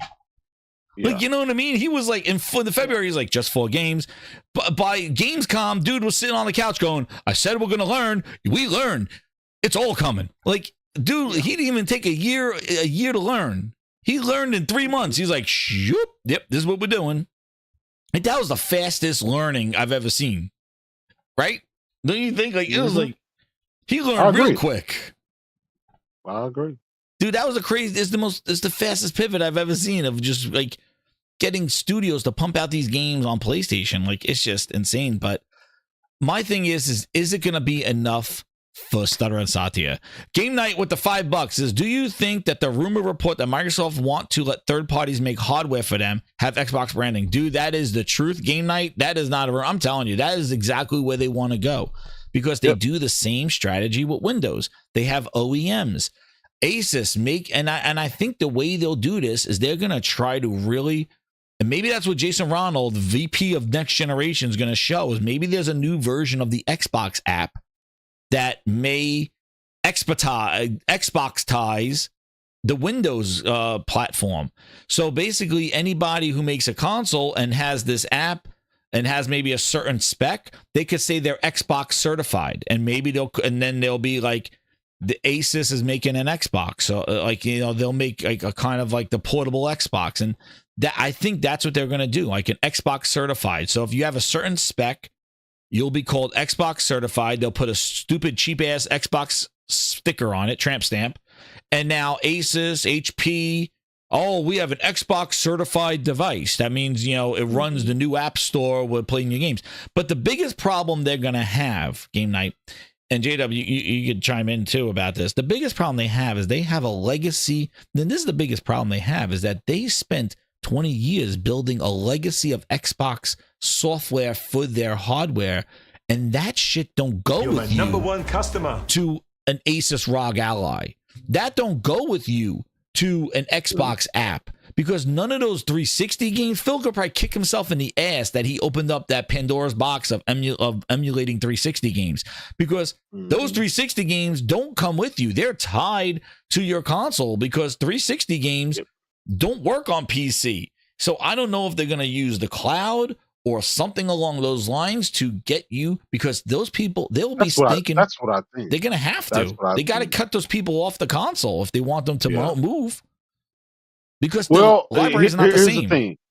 Here's the thing. They don't necessarily have to cut them off, but they'll have it, like, for example, you know those games that you can play on the Switch where you can stream them? Yeah. Like Resident Evil and stuff like that. They're going to do something like that. They're going to start to do that, and eventually, see, they already have a ultra small install base, so they're doing everything they can to piss the fan base off. So they'll move over to PC or PlayStation or Nintendo or whatever. They're doing everything they can to piss them off. Yeah, but they lose their library though. No. They won't. Well, Microsoft's come up I'm with a gonna tell way. you why? Because they'll find a way, right? Which I'm pretty sure they already have. They say, I hey, think they're listen, emulating, yeah. Or as long cloud. as we get these fuckers to sign up for Game Pass, those games will be available to them anyway. The whole library will be available to them anyway. They got to get this. It's taking forever. Well, and another thing. Here's the thing. Microsoft never promised, right? When they sold you the X Series X or the S Series S, that's for this generation. There was nothing in the law that says they have to make a next generation. Oh console. yeah, JW, do you remember the you marketing? get to keep It that. says 4 years of Xbox in this thing. They marketed it as that. Yeah. So So like 3 generations of Xbox on one device. Yeah, you can't sue them because they held up their end of the bargain. As long as you keep your device, well, nobody's going to come and take it away from you. But I'm saying that's why they need to keep making the Xbox a console version, because the console is the thing that kind of lets people carry their games. Because if they stop making the console, then people will lose libraries of games that don't work. That's why this whole everything's an Xbox is a fallacy, because the Xbox game library and experiences are different on everything. Whether you're playing on cloud, whether you're playing on PC or console, they're all different. It's not the same games. They make no money on your legacy stuff. They want to sell you the new shit. I know. They want you to sign up for Game Pass so that. See, here's the thing. This is what I think the play is. All of the guys who from the Xbox One era, they really didn't spend any money this generation. Mm-hmm. They want those for the old fogies. They want them to go to PC so they can sign up for Game Pass. They want them to go to PlayStation so they can buy the games at full price. They want them to go to Nintendo. So either way, whatever option, they want to make more money off of you. But if you just sit at home and you keep your Xbox and you keep playing the same games, they're really not getting any money from you. So they don't value that. So they want to kill off. They want to spearhead and cut off ahead of next generation. They want to cut that off. So you're going to have to jump somewhere.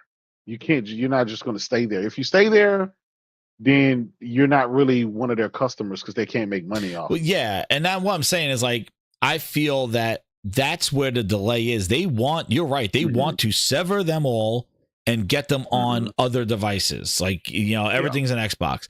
But the problem is that it slowed them down, because I think the libraries that's why you have these people left. They got thousands of games on their Xbox, and they're like, I'm not moving to PC or to PlayStation to play your games, because I have invested all these games on your platform for 3 years, even backwards compatibility. I'm going to lose access to all that stuff if I move, if I move away, or if you stop making the console. And the problem is that they're they're not doing a Dreamcast stuff. They're still trying to stick around, and that's why I mean that they have such bad messaging, because like they really would be better just to say Xbox is dead, Microsoft Gaming, moving forward, Microsoft Gaming, and kind of rebrand it, because by branding it as Xbox, all they're doing is tripping over themselves, because people are defining what Xbox was and not this new Xbox. Like Satya is saying, redefining Xbox fans. You can't redefine your fan base. Your fan base becomes because of what you produce. You can't just say like, well, now you're taking a shit and playing on your phone. You're an Xbox fan. Like, dude, those are not the people lining up to get signed by Phil Spencer. And that's the other thing I think they need to stop. Stop with Phil and FanFest and all that bullshit, because you shouldn't have no fans. If it's about everybody, there shouldn't be a special cohort of people that get signed and get tattooed by Phil Spencer with Xbox goddamn cups and mugs. Dude, that shit needs to stop, because that you're feeding into the fan base. It's going to be even harder to make these kind of decisions that you're facing, and you're going to get all this pushback, because you talk about this community, and it's like you got to break up that community, because by you embracing them and giving them access and giving them the fan fest and Phil Spencer and Booty and all these people jumping around, all you're doing is feeding into that culture that you're trying to break up and diverse across all devices. So you got to squash that shit. You got to stop fan fests and Phil Spencer ass shaking parties and rooftop parties, because all you're doing is taking those people who still have hope and thinking that they mean something to you. And meanwhile, you go out there and you just go, well, everything's an Xbox. Like, and it's like, but Phil, you just told me I was your number one fan. And it's like, oh, okay, I don't give a fuck who you are. You got to stop that shit, because you're creating that cult, and you're going to get all negative feedback and all this backlash for every game that you're going to announce going to the competition, because they're there, rah, rah. It's like a rally. Rah, rah, Phil, Xbox. We got Aaron Greenberg with the X's in the air. It's like, dude, you got to stop that shit, because all you're doing is creating a negative social environment when you start doing all this other shit. They're not going to accept that. And that's the problem that they had by making it still Xbox and not just calling it Windows Gaming and making it a clean slate. And this is it. Ubiquitous, no platform matters, go. But they keep playing both sides, dude. They're the husband that cheats and comes back home and goes, you're the most special person in my house, and then goes out and goes to the neighbors. Doesn't work. But anyway, nothing's working because they're still down. So like nothing's going to help them hardware wise. And I just can't imagine Jason Ronald coming out holding up a device and there's going to be like 5 people clapping for him. Like, oh yeah, I'll pre-order one. Like, I don't even know how they're going to move hardware, like you said. Well, let me ask you this. What do you think he's going to announce? Do you think it's going to be a handheld? No, he is going to just talk about Microsoft and Xbox's support for the Legion Go. It's a Windows device, and he's just going to probably highlight Game Pass on it, and maybe they have an update for the Xbox app, maybe a new version of it. I don't know, but that's all he's going to do. He's just going to go there to show that Xbox is supporting the Legion Go, and it's a device for Game Pass and Xbox games. That's it. That's all he's going there for. He's not announcing anything, but I'm just saying, like, when this announcement comes, like you said, they can't move hardware. I don't know how the hell they're going to have this dude talk about hardware and everybody Project Portable, and everybody's gonna be like, it's back, we're gonna win now. Like, nobody's buying this shit. And especially, how can they announce portable Xboxes and talk about them when the Switch 2 is breathing down their neck with my Mario Kart 9 and Metroid? Get the fuck out of here, dude. Janky Jones could be out in the jank pond. The hell out of here with this. That's what I said. And that was the other thing I talked about on Monday. Jada, by them putting their games on a Switch and PlayStation, those games can't be 30 frames like we talked about. They can't be Sea of Thieves 2017 edition, because they're standing next to Ghost of Yotai, Mario Kart 9, Metroid. Like, you can't just have Janky Jones sitting there going, oh, I'm out this week too, the same week as Mario Kart 9. It's like, nobody's buying your shit. Like, your competition increases threefold by you putting your games on other platforms. There's more competition. You know? Like, it just puts more pressure on them to deliver quality games, which they haven't done to their own fan base. And now they're gonna have to say, "Yo, yeah, we can't. You can't pull this. Like, we'll fix it at 60 frames in a few months when it's coming out at the same week as Death Stranding 2 on PlayStation. Oh yeah, we'll put 60 frames in Avowed. You know, it's like no, dude. People are gonna be playing other games, not gonna be playing yours. But yeah, they have a huge. That's what I said. Next year is gonna be a bloodbath, and it already starts with Satya. Let me get a couple of these chats here because legit, I'm gonna smoke. Once we bury Xbox for good, I gave ABS to all the bad kids. What's up, Jay? Post and all the bots down bad. Why are they so delirious? Yeah, they sure are, man. Oh man, Jada. Yo, Jada, did you saw that picture that I sent you about? They said that you were at the Game Awards. Yeah, I gotta show, dude. That was hilarious. Oh man, they said that was Jada at the Game Awards. I was cracking up. I was like, holy crap. I was like, that I one. saw that. I couldn't help but to laugh at that. Dude, one. I was laughing my ass off. I was like, holy shit, I gotta show this to J-Dub. I was like, this is like, somebody said that, hey, J-Dub at the awards show. He's handing out the best audio. And know what I think is funny? We just saw another awards show. There was another one today. Which one was? Yeah, this one, Final Fantasy 1 Game of the Year. Dude, they're sweeping up all over the place. You got Astrobot at Jeff Keighley's one. You had even Black Myth, Helldivers. You even had Black Myth Wukong, which only can be played on a PlayStation if you go in console version. Yeah. You know, win at the Golden Joysticks. You have Final Fantasy Rebirth winning at the Grand Game Awards 2nd edition. I saw that Britt Baron won for Best Voice Actor for this, and then the other girl, Aerith, she won at the Golden Joysticks. Then I thought it was weird that, you know, Melina Juergens, which obviously, but she wins at the Game Awards, which I believe she won there before at the Game Awards, but but yeah, she did that whole thing on her own. But I just think it's funny how the Final Fantasy's cleaning up on the side with Astrobot and Keighley's awards show. Like, it really it just shows like that all these, a lot of those Game of the Year contenders will only play if you play a console. Like, they're all there. And the other thing is that they're showing how the increase of like, you know, being nominated and the social awareness of these games, that people are buying them because of this stuff. Absolutely, the number goes through the roof. Yep. It goes through the roof, and it matters because it's the FOMO stuff. It's like, oh shit, I got awards. Like, that's why I bought Baldur's Gate and stuff last year, even though I didn't stick with it. But yeah, Twisted Sin with the 5. He goes, Satya saw that Sony, and he said, "Hell, turn my ass blue." Yeah, that's right. He saw that Sony money. That's right. And know what's so funny? Just for a walk-in topic, somebody posted this, and again, I don't know the accuracy of this, but it is pretty awesome.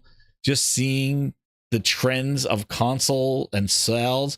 And you see, like, you know, it started with the Magnavox, Coleco, and I thought it was a pretty interesting graph here. And, you know, if we just want to look at when PlayStation came in, like, here's the Nintendo Sega TurboGrafx type thing here.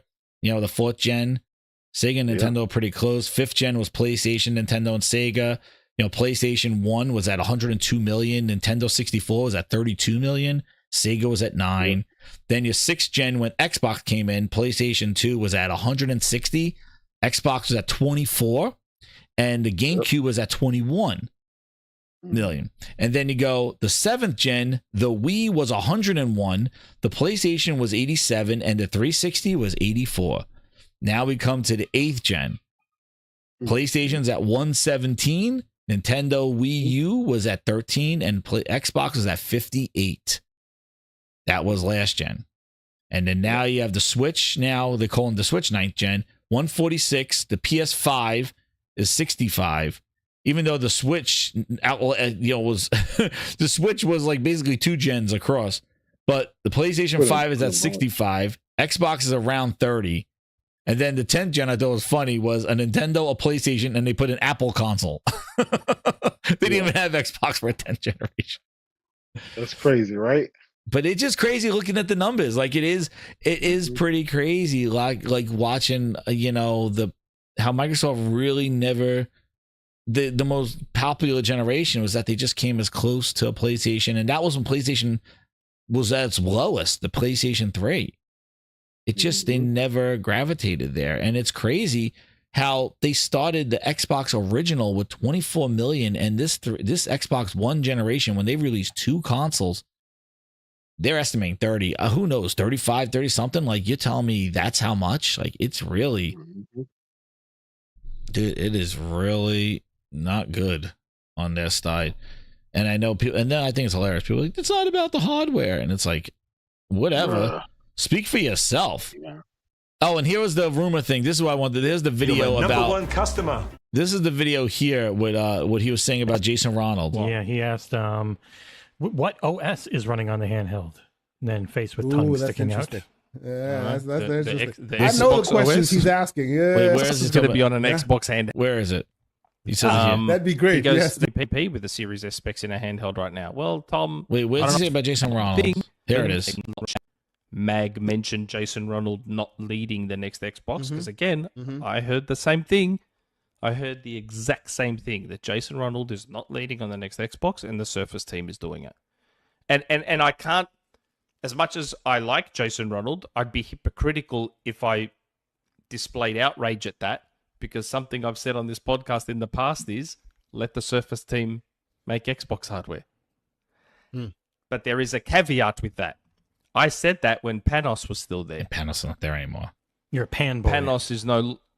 Panos, the Greek. Yeah, Panos Panay was friggin' incredible. He could sell anything, and he's gone. And that's what Nick was saying. Like, he would want it when Panos was there making Xbox. That dude could sell anything. But yeah.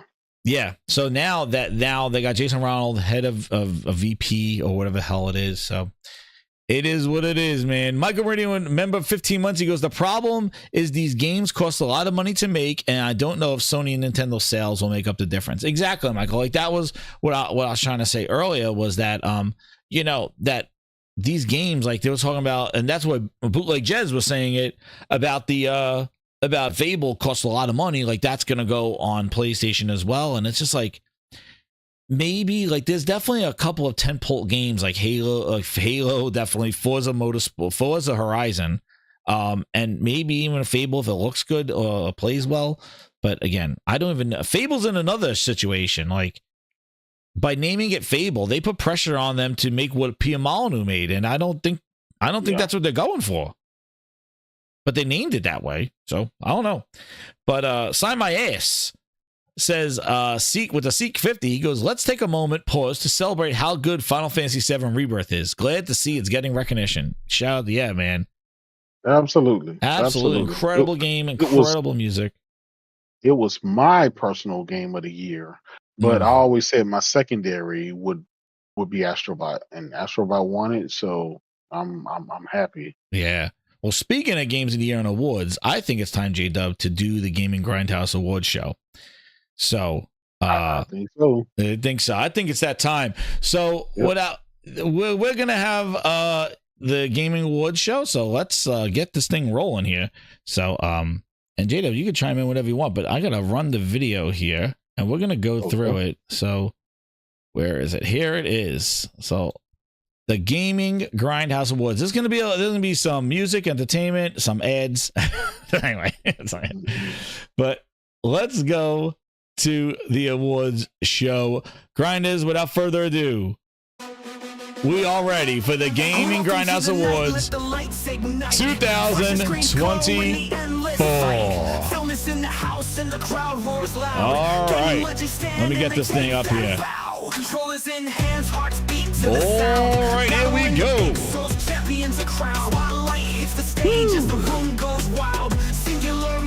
Let's see if it's playing. I got the music playing. Let's make sure. Got Blue Guy. Here we go. Welcome. So here we go. We're gonna make this music low in the background here, and here we go. Gaming Grindhouse Awards 2024. The first award. Oh, actually, oops. I can see how Keely gets this a little tough here, because I gotta go pull up the hold on, I gotta pull up the right things here. We're ready. It's coming. It's coming. It's coming. Hold on, because I gotta get the votes in, because the first couple of ones were actually voted on by the grinders. So we gotta just I gotta get these up here. on what they voted on. So here we go. So, because I don't have the winners. I got the winners right here. Here we go. Here we go. I got them right here. So Grinders, here we go. Let me get the video up. Let me get a good song here so I don't have... pardon me for the technical difficulties that we're having here at the startup here. But here we go. Let me get this, and I want to get here. And we're going to do the... There we go. It's coming. It's coming. 25. It's coming. Great circle is Bitches. What an opening. Here we go. So, Gaming Grinders Awards. The first. Here it is. Of the Gaming Grindhouse. The first award. The Grindies. I have a big intro here.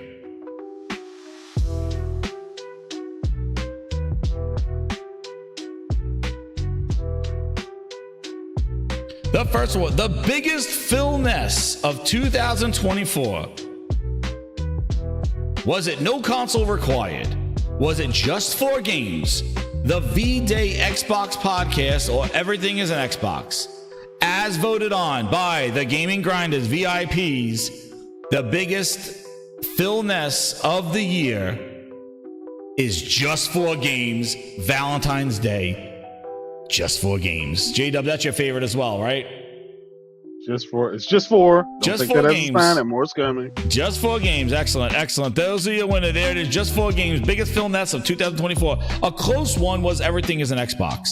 So shout out to the winner of just 4 games. Right there. There's the biggest Phil Ness. As voted on by the VIPs. Next award here is the biggest. Oh man, this could be considered something else. The biggest L of the year. Oh man, J-Dub, this is one. We got Concord. We got Everything is an Xbox, Rare Honey, and Bungie. As voted on by the Gaming Grindhouse VIPs. Everything is an Xbox wins. It's coming. The biggest L of the year award. Concord came in close, but not as big as Everything is an Xbox. My goodness. Xbox is doing good this year. They always do good on the Grindies. You know what I find crazy? Sure.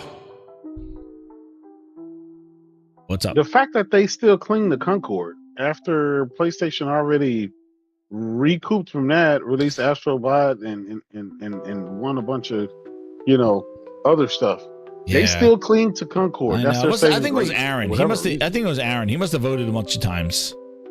Yeah. Maybe Aaron. I see you, Aaron.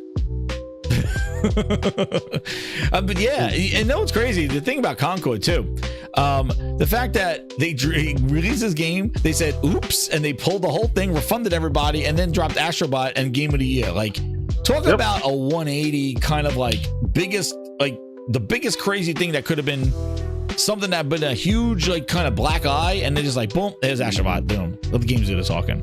Craziness that they did that. Next one is the best enhancement. So this one here, as voted on by the Grinders, over 61 votes on this one. Was it PSSR and the PS5 Pro? Was it Phil Spencer wants it to grow? Was it Vapor Chamber is vaporized, which by the way, they pulled out the Vapor Chamber, or was it the Glitter Xbox? And pretty unanimously, the Gaming Grindhouse has voted the best enhancement is PSSR and the PS5 Pro. 25. It's coming. There you go. Yeah, the Grinders don't lie, man. They voted on these. Now this one's a tough one. J-Dub, this one was down to the wire here. The best game under 5 hours with autoplay. Dude, this was a close one. Hellblade 2, Hellblade 2, or Hellblade 2. Oh man, I'll take the last one. You take the last one? J-Dub, you're right. Circle gets the square. I knew it. Hellblade 2 wins. I knew it. It's coming. I knew it. Great circle is Bitches. Oh, PlayStation. There you go. Hellblade 2 takes away the best game under 5 hours with autoplay. Man, I remember when I found out that autoplay, I was in shock when you could just say turn it on and go bathroom break. Yep. Man, oh man. Our guys end up with 30 hours in a 4-hour game. With autoplay. Running up the numbers. With autoplay. And now I think, what is this? Yes, Grinders. New for this year, we have a musical special song. It's incredible. We got a musical special song now. Just like the Keeleys, we do it as well here at the Gaming Grinders. We got a musical song here.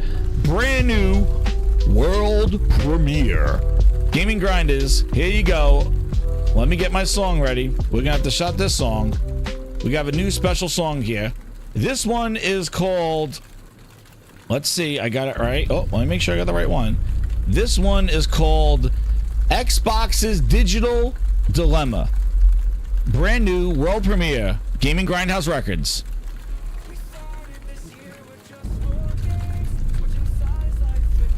Flames. Now the roster grows each day. Oh, Xbox, you find your own way. You were exclusive, now you roam everywhere but never home. PlayStation's got you in its sights, navigating console nights. Oh, Xbox, where do we go? You're everywhere but feel like a ghost. In the digital sea you drift alone, lost in code and silicon bones. Just 4 games, man, they said. With no red line to define, I think that is a sign that more's coming. roads now seem to intertwine. What's the gamer to do now? Console wars feel like a cow. Jumping from platform to platform, breaking old norms newly formed. No loyalty, just electric currents in this world of its ornaments. Clouds and pixels, what a scene. Xbox shaders in color green. Every choice now multiplies, gaming under the same skies.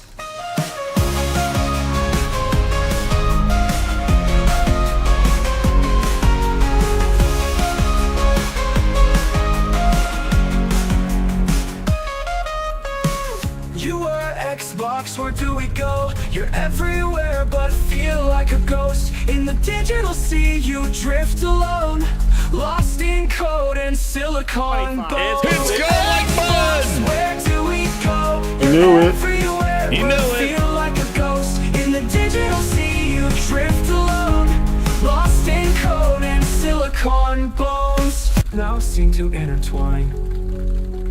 What's the gamer to do now? Console wars feel like a cow.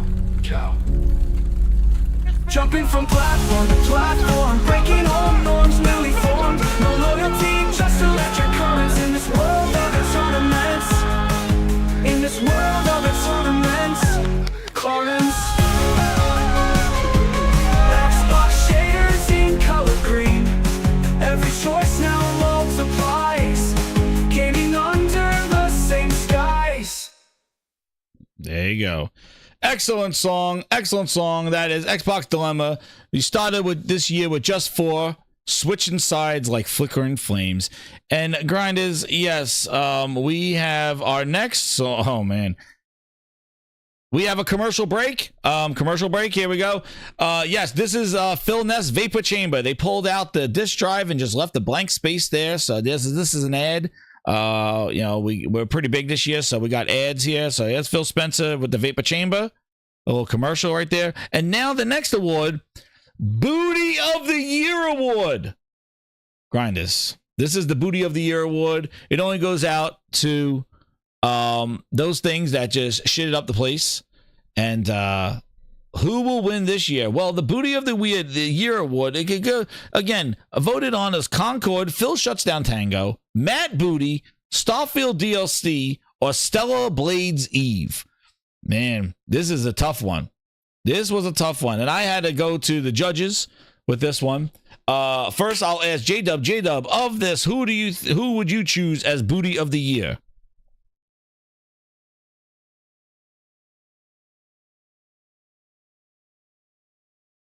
I think J-Dub dropped out.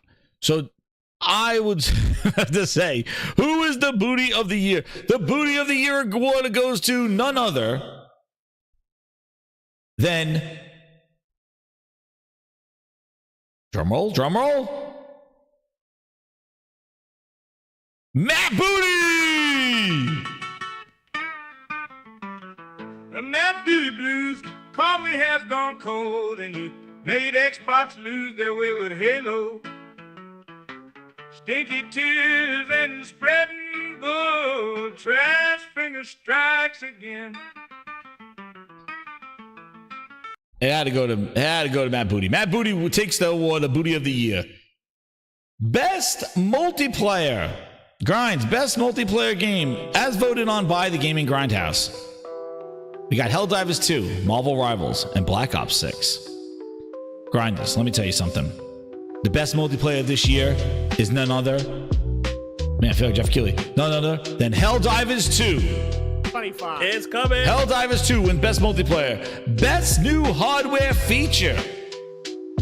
We got PlayStation Portal streaming, Xbox Series X2 Glitter Edition, the PS5 Pro, PlayStation Astrobot controller, and custom PS5 3D audio.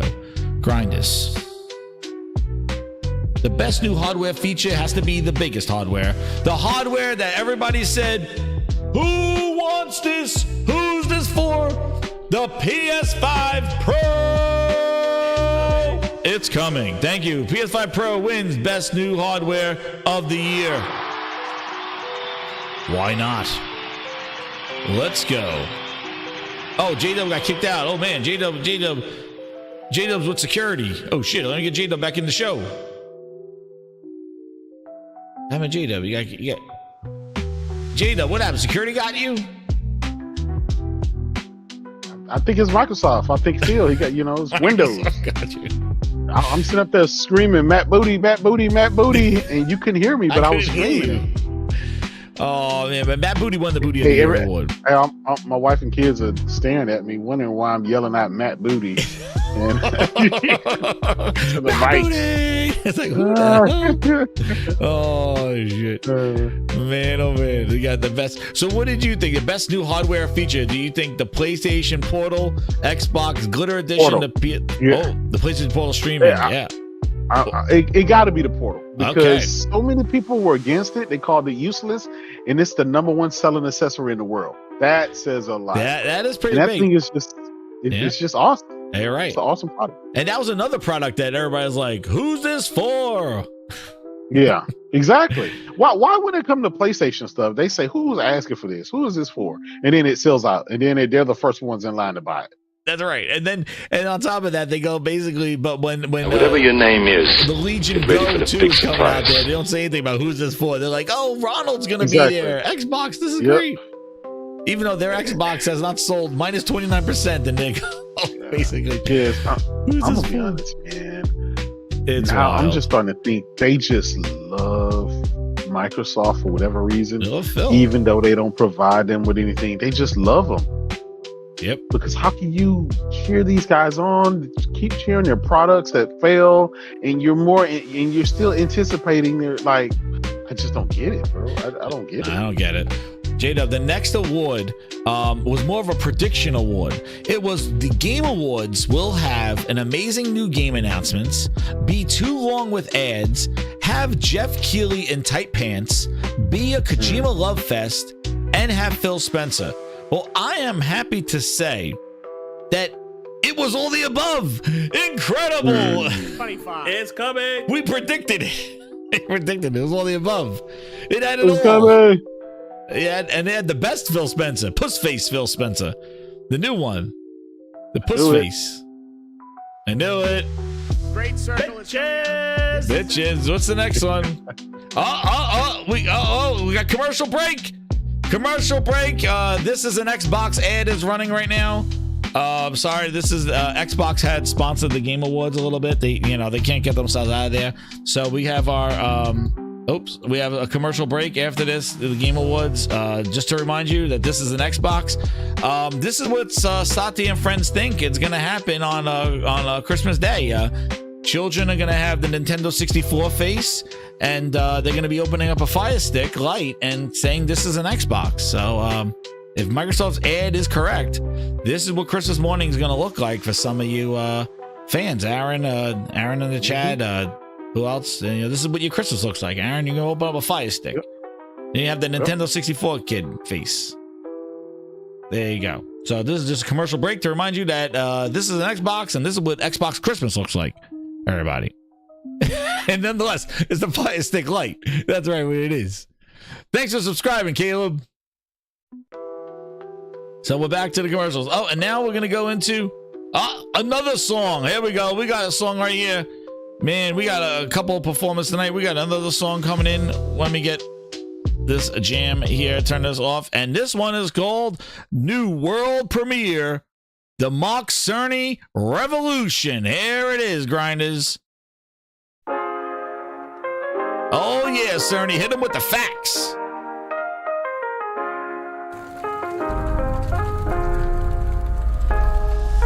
Mark Cerny with the magic touch. Pixels dance in a cosmic rush. No clowns around, just pure delight. Gamers smile in the flashing light. Bringing worlds alive on our screens. Virtual dreams, no in-betweens.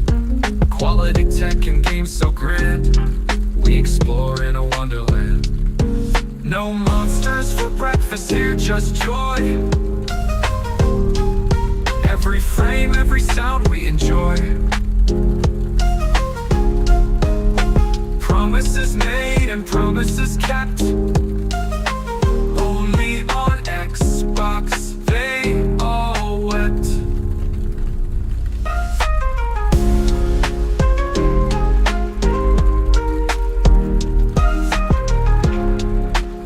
It's coming. I knew it. From his mind to the world stage, innovation on every page, terafloppiness in every quest, blessed by the tech that's simply the best. When he dreams, the boundaries shift, every game becomes a precious gift. No more worries, just endless play. In Mark Cerny's realm we stay. No monsters for breakfast here, just joy. Every frame, every sound we enjoy. Promises made and promises kept. Only on Xbox they all wept. Wow, what a performance. Cerny in the house. Oh, and we have a commercial break. Everything is an Xbox. Here we go again. Everything is an Xbox commercial break. They just can't stop reminding us that everything is an Xbox there. Back to the Game Awards. Here we go. What's next? Let's see what the next award is. Woo! The biggest one. The Grindhouse Game of the Year. As voted on by me. J-Dub, I'll let you choose as well. Of this selection, and it is a fine selection. Grinders, you can put in the chat what you believe of this selection is Game of the Year, and then I will tell you mine. But my Game of the Year, J-Dub, first we'll ask you, these are my selection, and you can tell me what you think. Grand Blue Fantasy, Stellar Blade, Astro Bot, Final Fantasy VII Rebirth, and Helldivers 2. I think you mentioned it earlier, but what is your Game of the Year of this list? Uh-oh. I think they got him again. They got J-Dub again. Man, the bounces. Oh, no. Phil Spencer escorted J-Dub out of the awards, please. Jack B says Grand Blue Fantasy. Yo, that I was up there. No Wukong. This is my Game of the Year. I didn't finish Wukong, so I didn't put it on my list.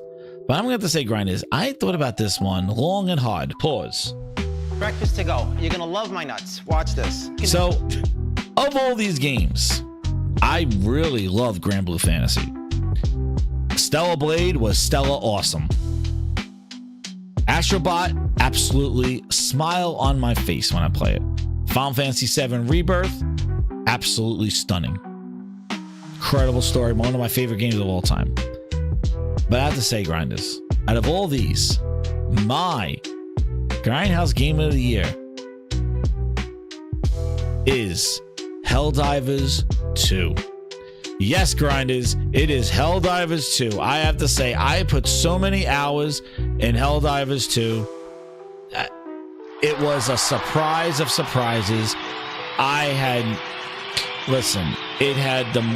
brought back the classic multiplayer game nights, and just I just loved it. And it was cinematic, so much fun, explosions everywhere, chaos. It was, I have to say, it was my game of the year because I for all those reasons. It was just so much fun, and it is. And now they added the new enemy types, and I'm jumping back into it again. But not to take away from the other ones, but for me, Helldivers 2 was friggin' awesome. It was absolutely incredible. I had a blast with it, and it just consumed me for all that stuff.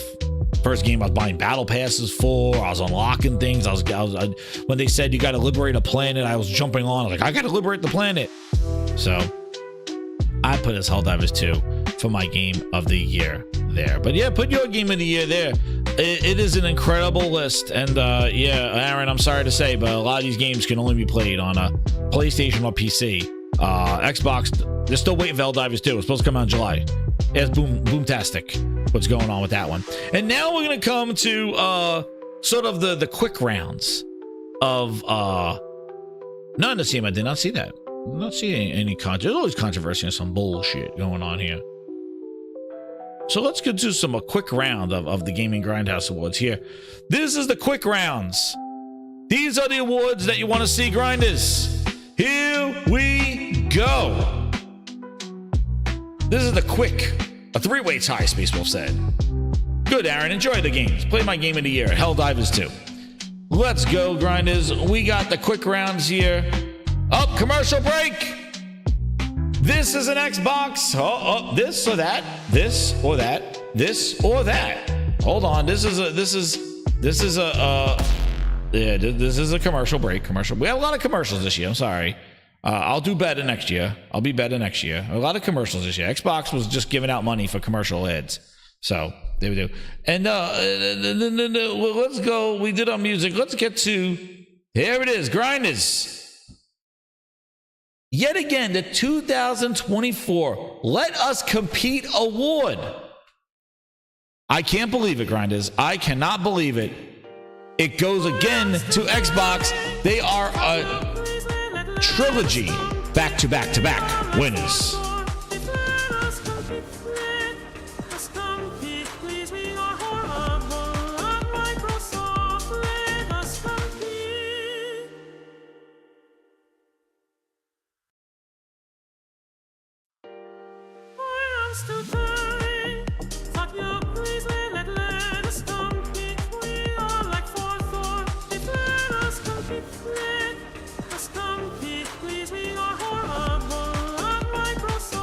Man, they did a Let Us Compete again this year. Double. Back to back to back. Incredible. Incredible. Microsoft wins again. They still want to compete. This brand new one, We Need Help Award, given to Xbox. Man, they're winning great. Look at this. They won the Let Us Compete Award and the We Need Help Award. Just 4 games, my ass. We said just 4 games, my ass. Oh, man. And now, the Best Podcast Award of 2024 goes to the Xbox Podcast. The gift that keeps on giving, Grinders. The Just 4 Games. The We Ain't Growing.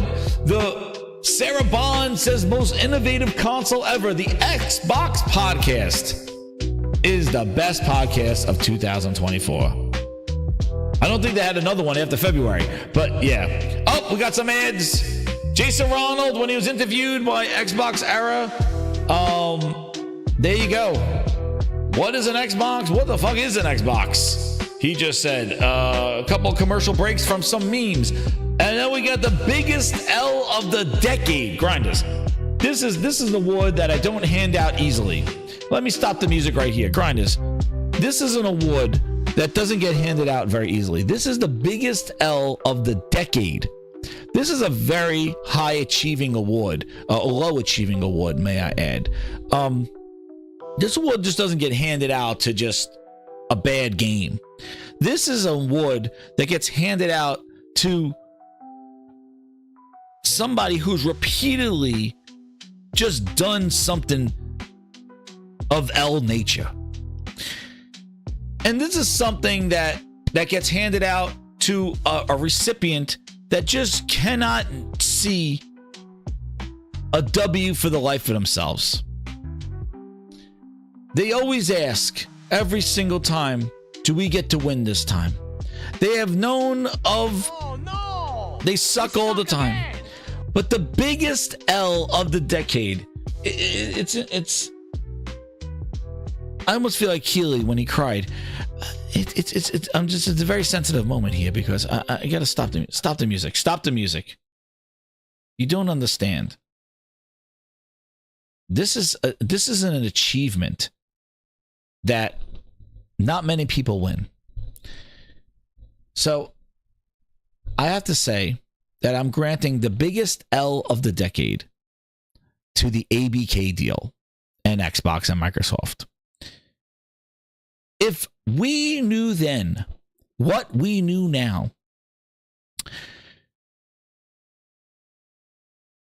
it would be insane to beg somebody to spend $70 billion so that you could just go belly up the next year. So that you could fight for your life the entire year talking about exclusives and let us compete. And we will give people 5 years and 10 years of Call of Duty when all of a sudden in January 2024, you're like, test out 4 games. And by the end of the year, the whole slate is coming because you spent so much money and need it back. Man, it is poetic. The company that they wanted to compete with, crying Jim Ryan, laughing, eating Jell-O pudding right now. Live from the old age home, it's poker night. And he's eating chocolate pudding and Jell-O. But when you spend that amount of money and you then fight for your life to turn it around, to then the next year going, Xbox hangover, oops, we spent so much money. Insane. It's the L of the decade because it adds up to the ABK and the Bethesda deal. But Grinders, without further ado, I present Stutterin' Satya with the biggest L of the year award of the decade to him and Phil Spencer paying for the ABK deal. So come on, Satya, come up here and receive your award. Grab your controller, it's time to compete. Xbox, take your seat. We're always last in the race, and we will always be beat. Gonna spend more cash, make ourselves complete. Yeah, we need $80 billion. Gotta make a splash to be relevant. We'll go all out, no holding back. Led by Phil. Get up here, Satya. We'll bring the games everywhere. Get up here. No more sucking, it's time. Congratulations. To show we care. Start by bringing pen and men. See if thieves high fire rushing round at games over to PlayStation and Switch. And we will say that exclusives don't matter anymore. And then when we get Starfield ready for the pitch, big booty Bobby and Baloo walked out with the bag, and now left with all these IPs. What the hell are we supposed to do? Fully deserved, Satya. Get up here. Come on, Satya. 80 billion. No holding back. Led by Philness and Booty, we'll bring the games everywhere. No something, it's time to show we care. Incredible. And Grinders, the GOAT of the Year award goes to none other than the Xbox GOAT. Ladies and gentlemen, Phil Ness, GOAT in the house. GOAT of the Year award. Congratulations to the Xbox GOAT, Phil Ness, GOAT.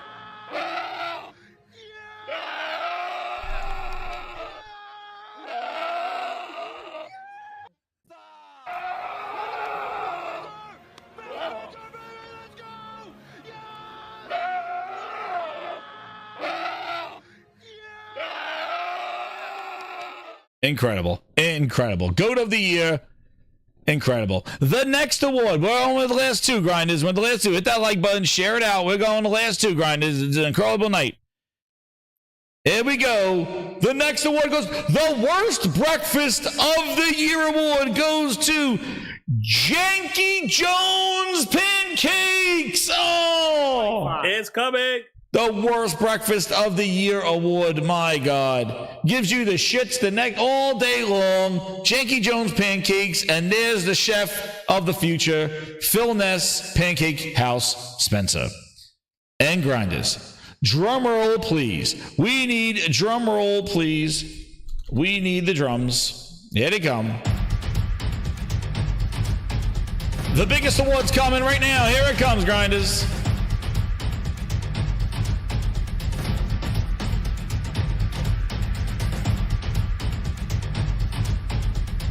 The best Gamers of the Year award goes to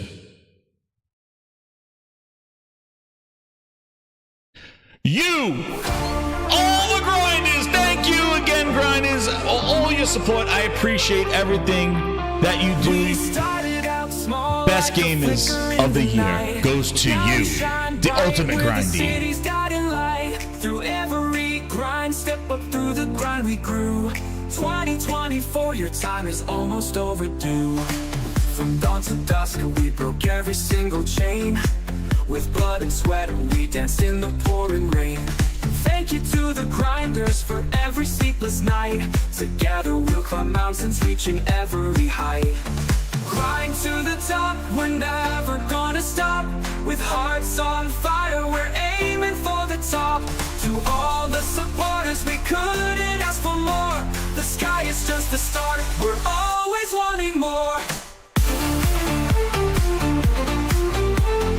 Woo! Thank you, Grinders. Josh, Twisted Sin, Jack, Michael Meridian, Plus Ultra, Compost Smurf, Impatient Fire, Alfonso's, Ron M, Sign My Ass. Every moment spent, grateful for the love, for every cheering roar. Caleb, new subscribers. Give you even so much more. The road was rough, but Old Man Gaming Guru, Set Flood Snow, promised a brighter day. Aaron Walsh, Wana, Thrifty, J-Dub, Ryan Lands, Grind to the top, we're never gonna stop. With hearts on fire, we're aiming for the top. Man, To all the supporters, we couldn't ask for more. The sky is just the start, we're always wanting more. It's coming. Impatient Fire, Phil Marsh, Happy Holidays, Grinders. Always wanting Prince more. Philip. Yo, thank you again, Grinders. Yo, VIP member Ryan, have a good Christmas, Grinders. Yo, thank you, everybody. It has been an awesome year, and we got more to come to wrap up this year. SN Kev, yes. Yo, thank you again. And honestly, for everything, the interactions, the chat, the super chats, the members, the VIPs, the ultimate grinders, just chatting, hitting that like button, and just being here and enjoying, having a fun time, man. And I have a blast. Lucci Sky, Diablo Talk by Zero Steel, shout out to you guys. Happy holidays, Merry Christmas. And yeah, it was an awesome show. Yo, hit that like button, and more coming your way. We are about 10 after tonight, maybe about 10 or so away from the 3,000.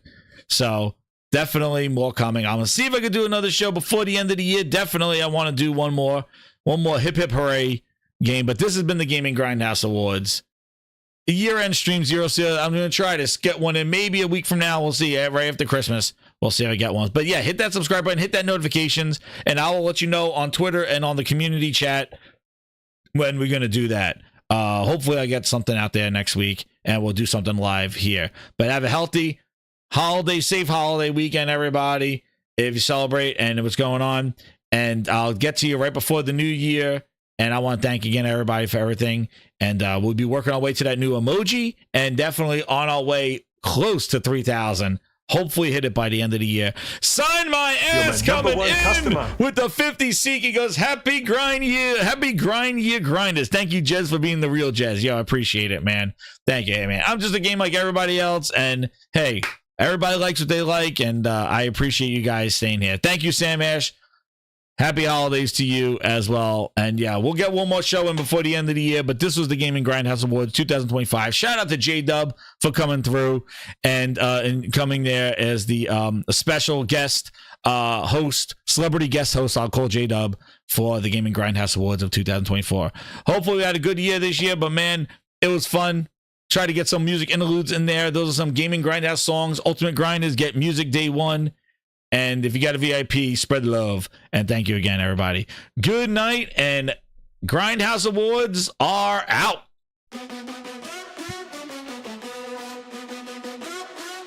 Welcome to the night, let the lights ignite. Flashing screens glow in the endless fight. Film is in the house and the crowd roars loud. Gaming legends stand and they take that vow. Controllers in hands, hearts beat to the sound.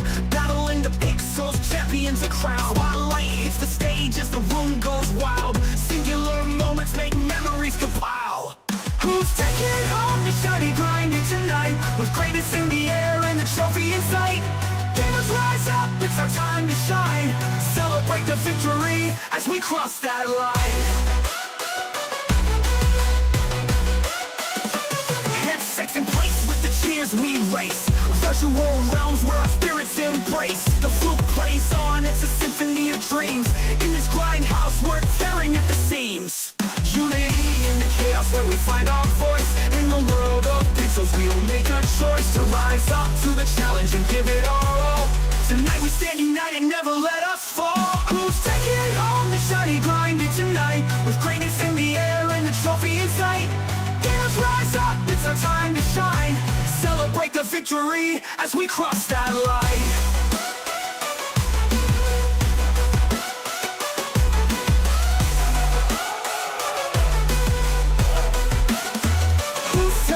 Home the gaming grinder. We tonight, with greatness in the air and the trophy in sight. Gamers rise up, it's our time to shine. Celebrate the victory as we cross that line. Who's taking home the shiny grind? We tonight, with greatness in the air and the trophy in sight. Gamers rise up, it's our time to shine. Celebrate the victory as we cross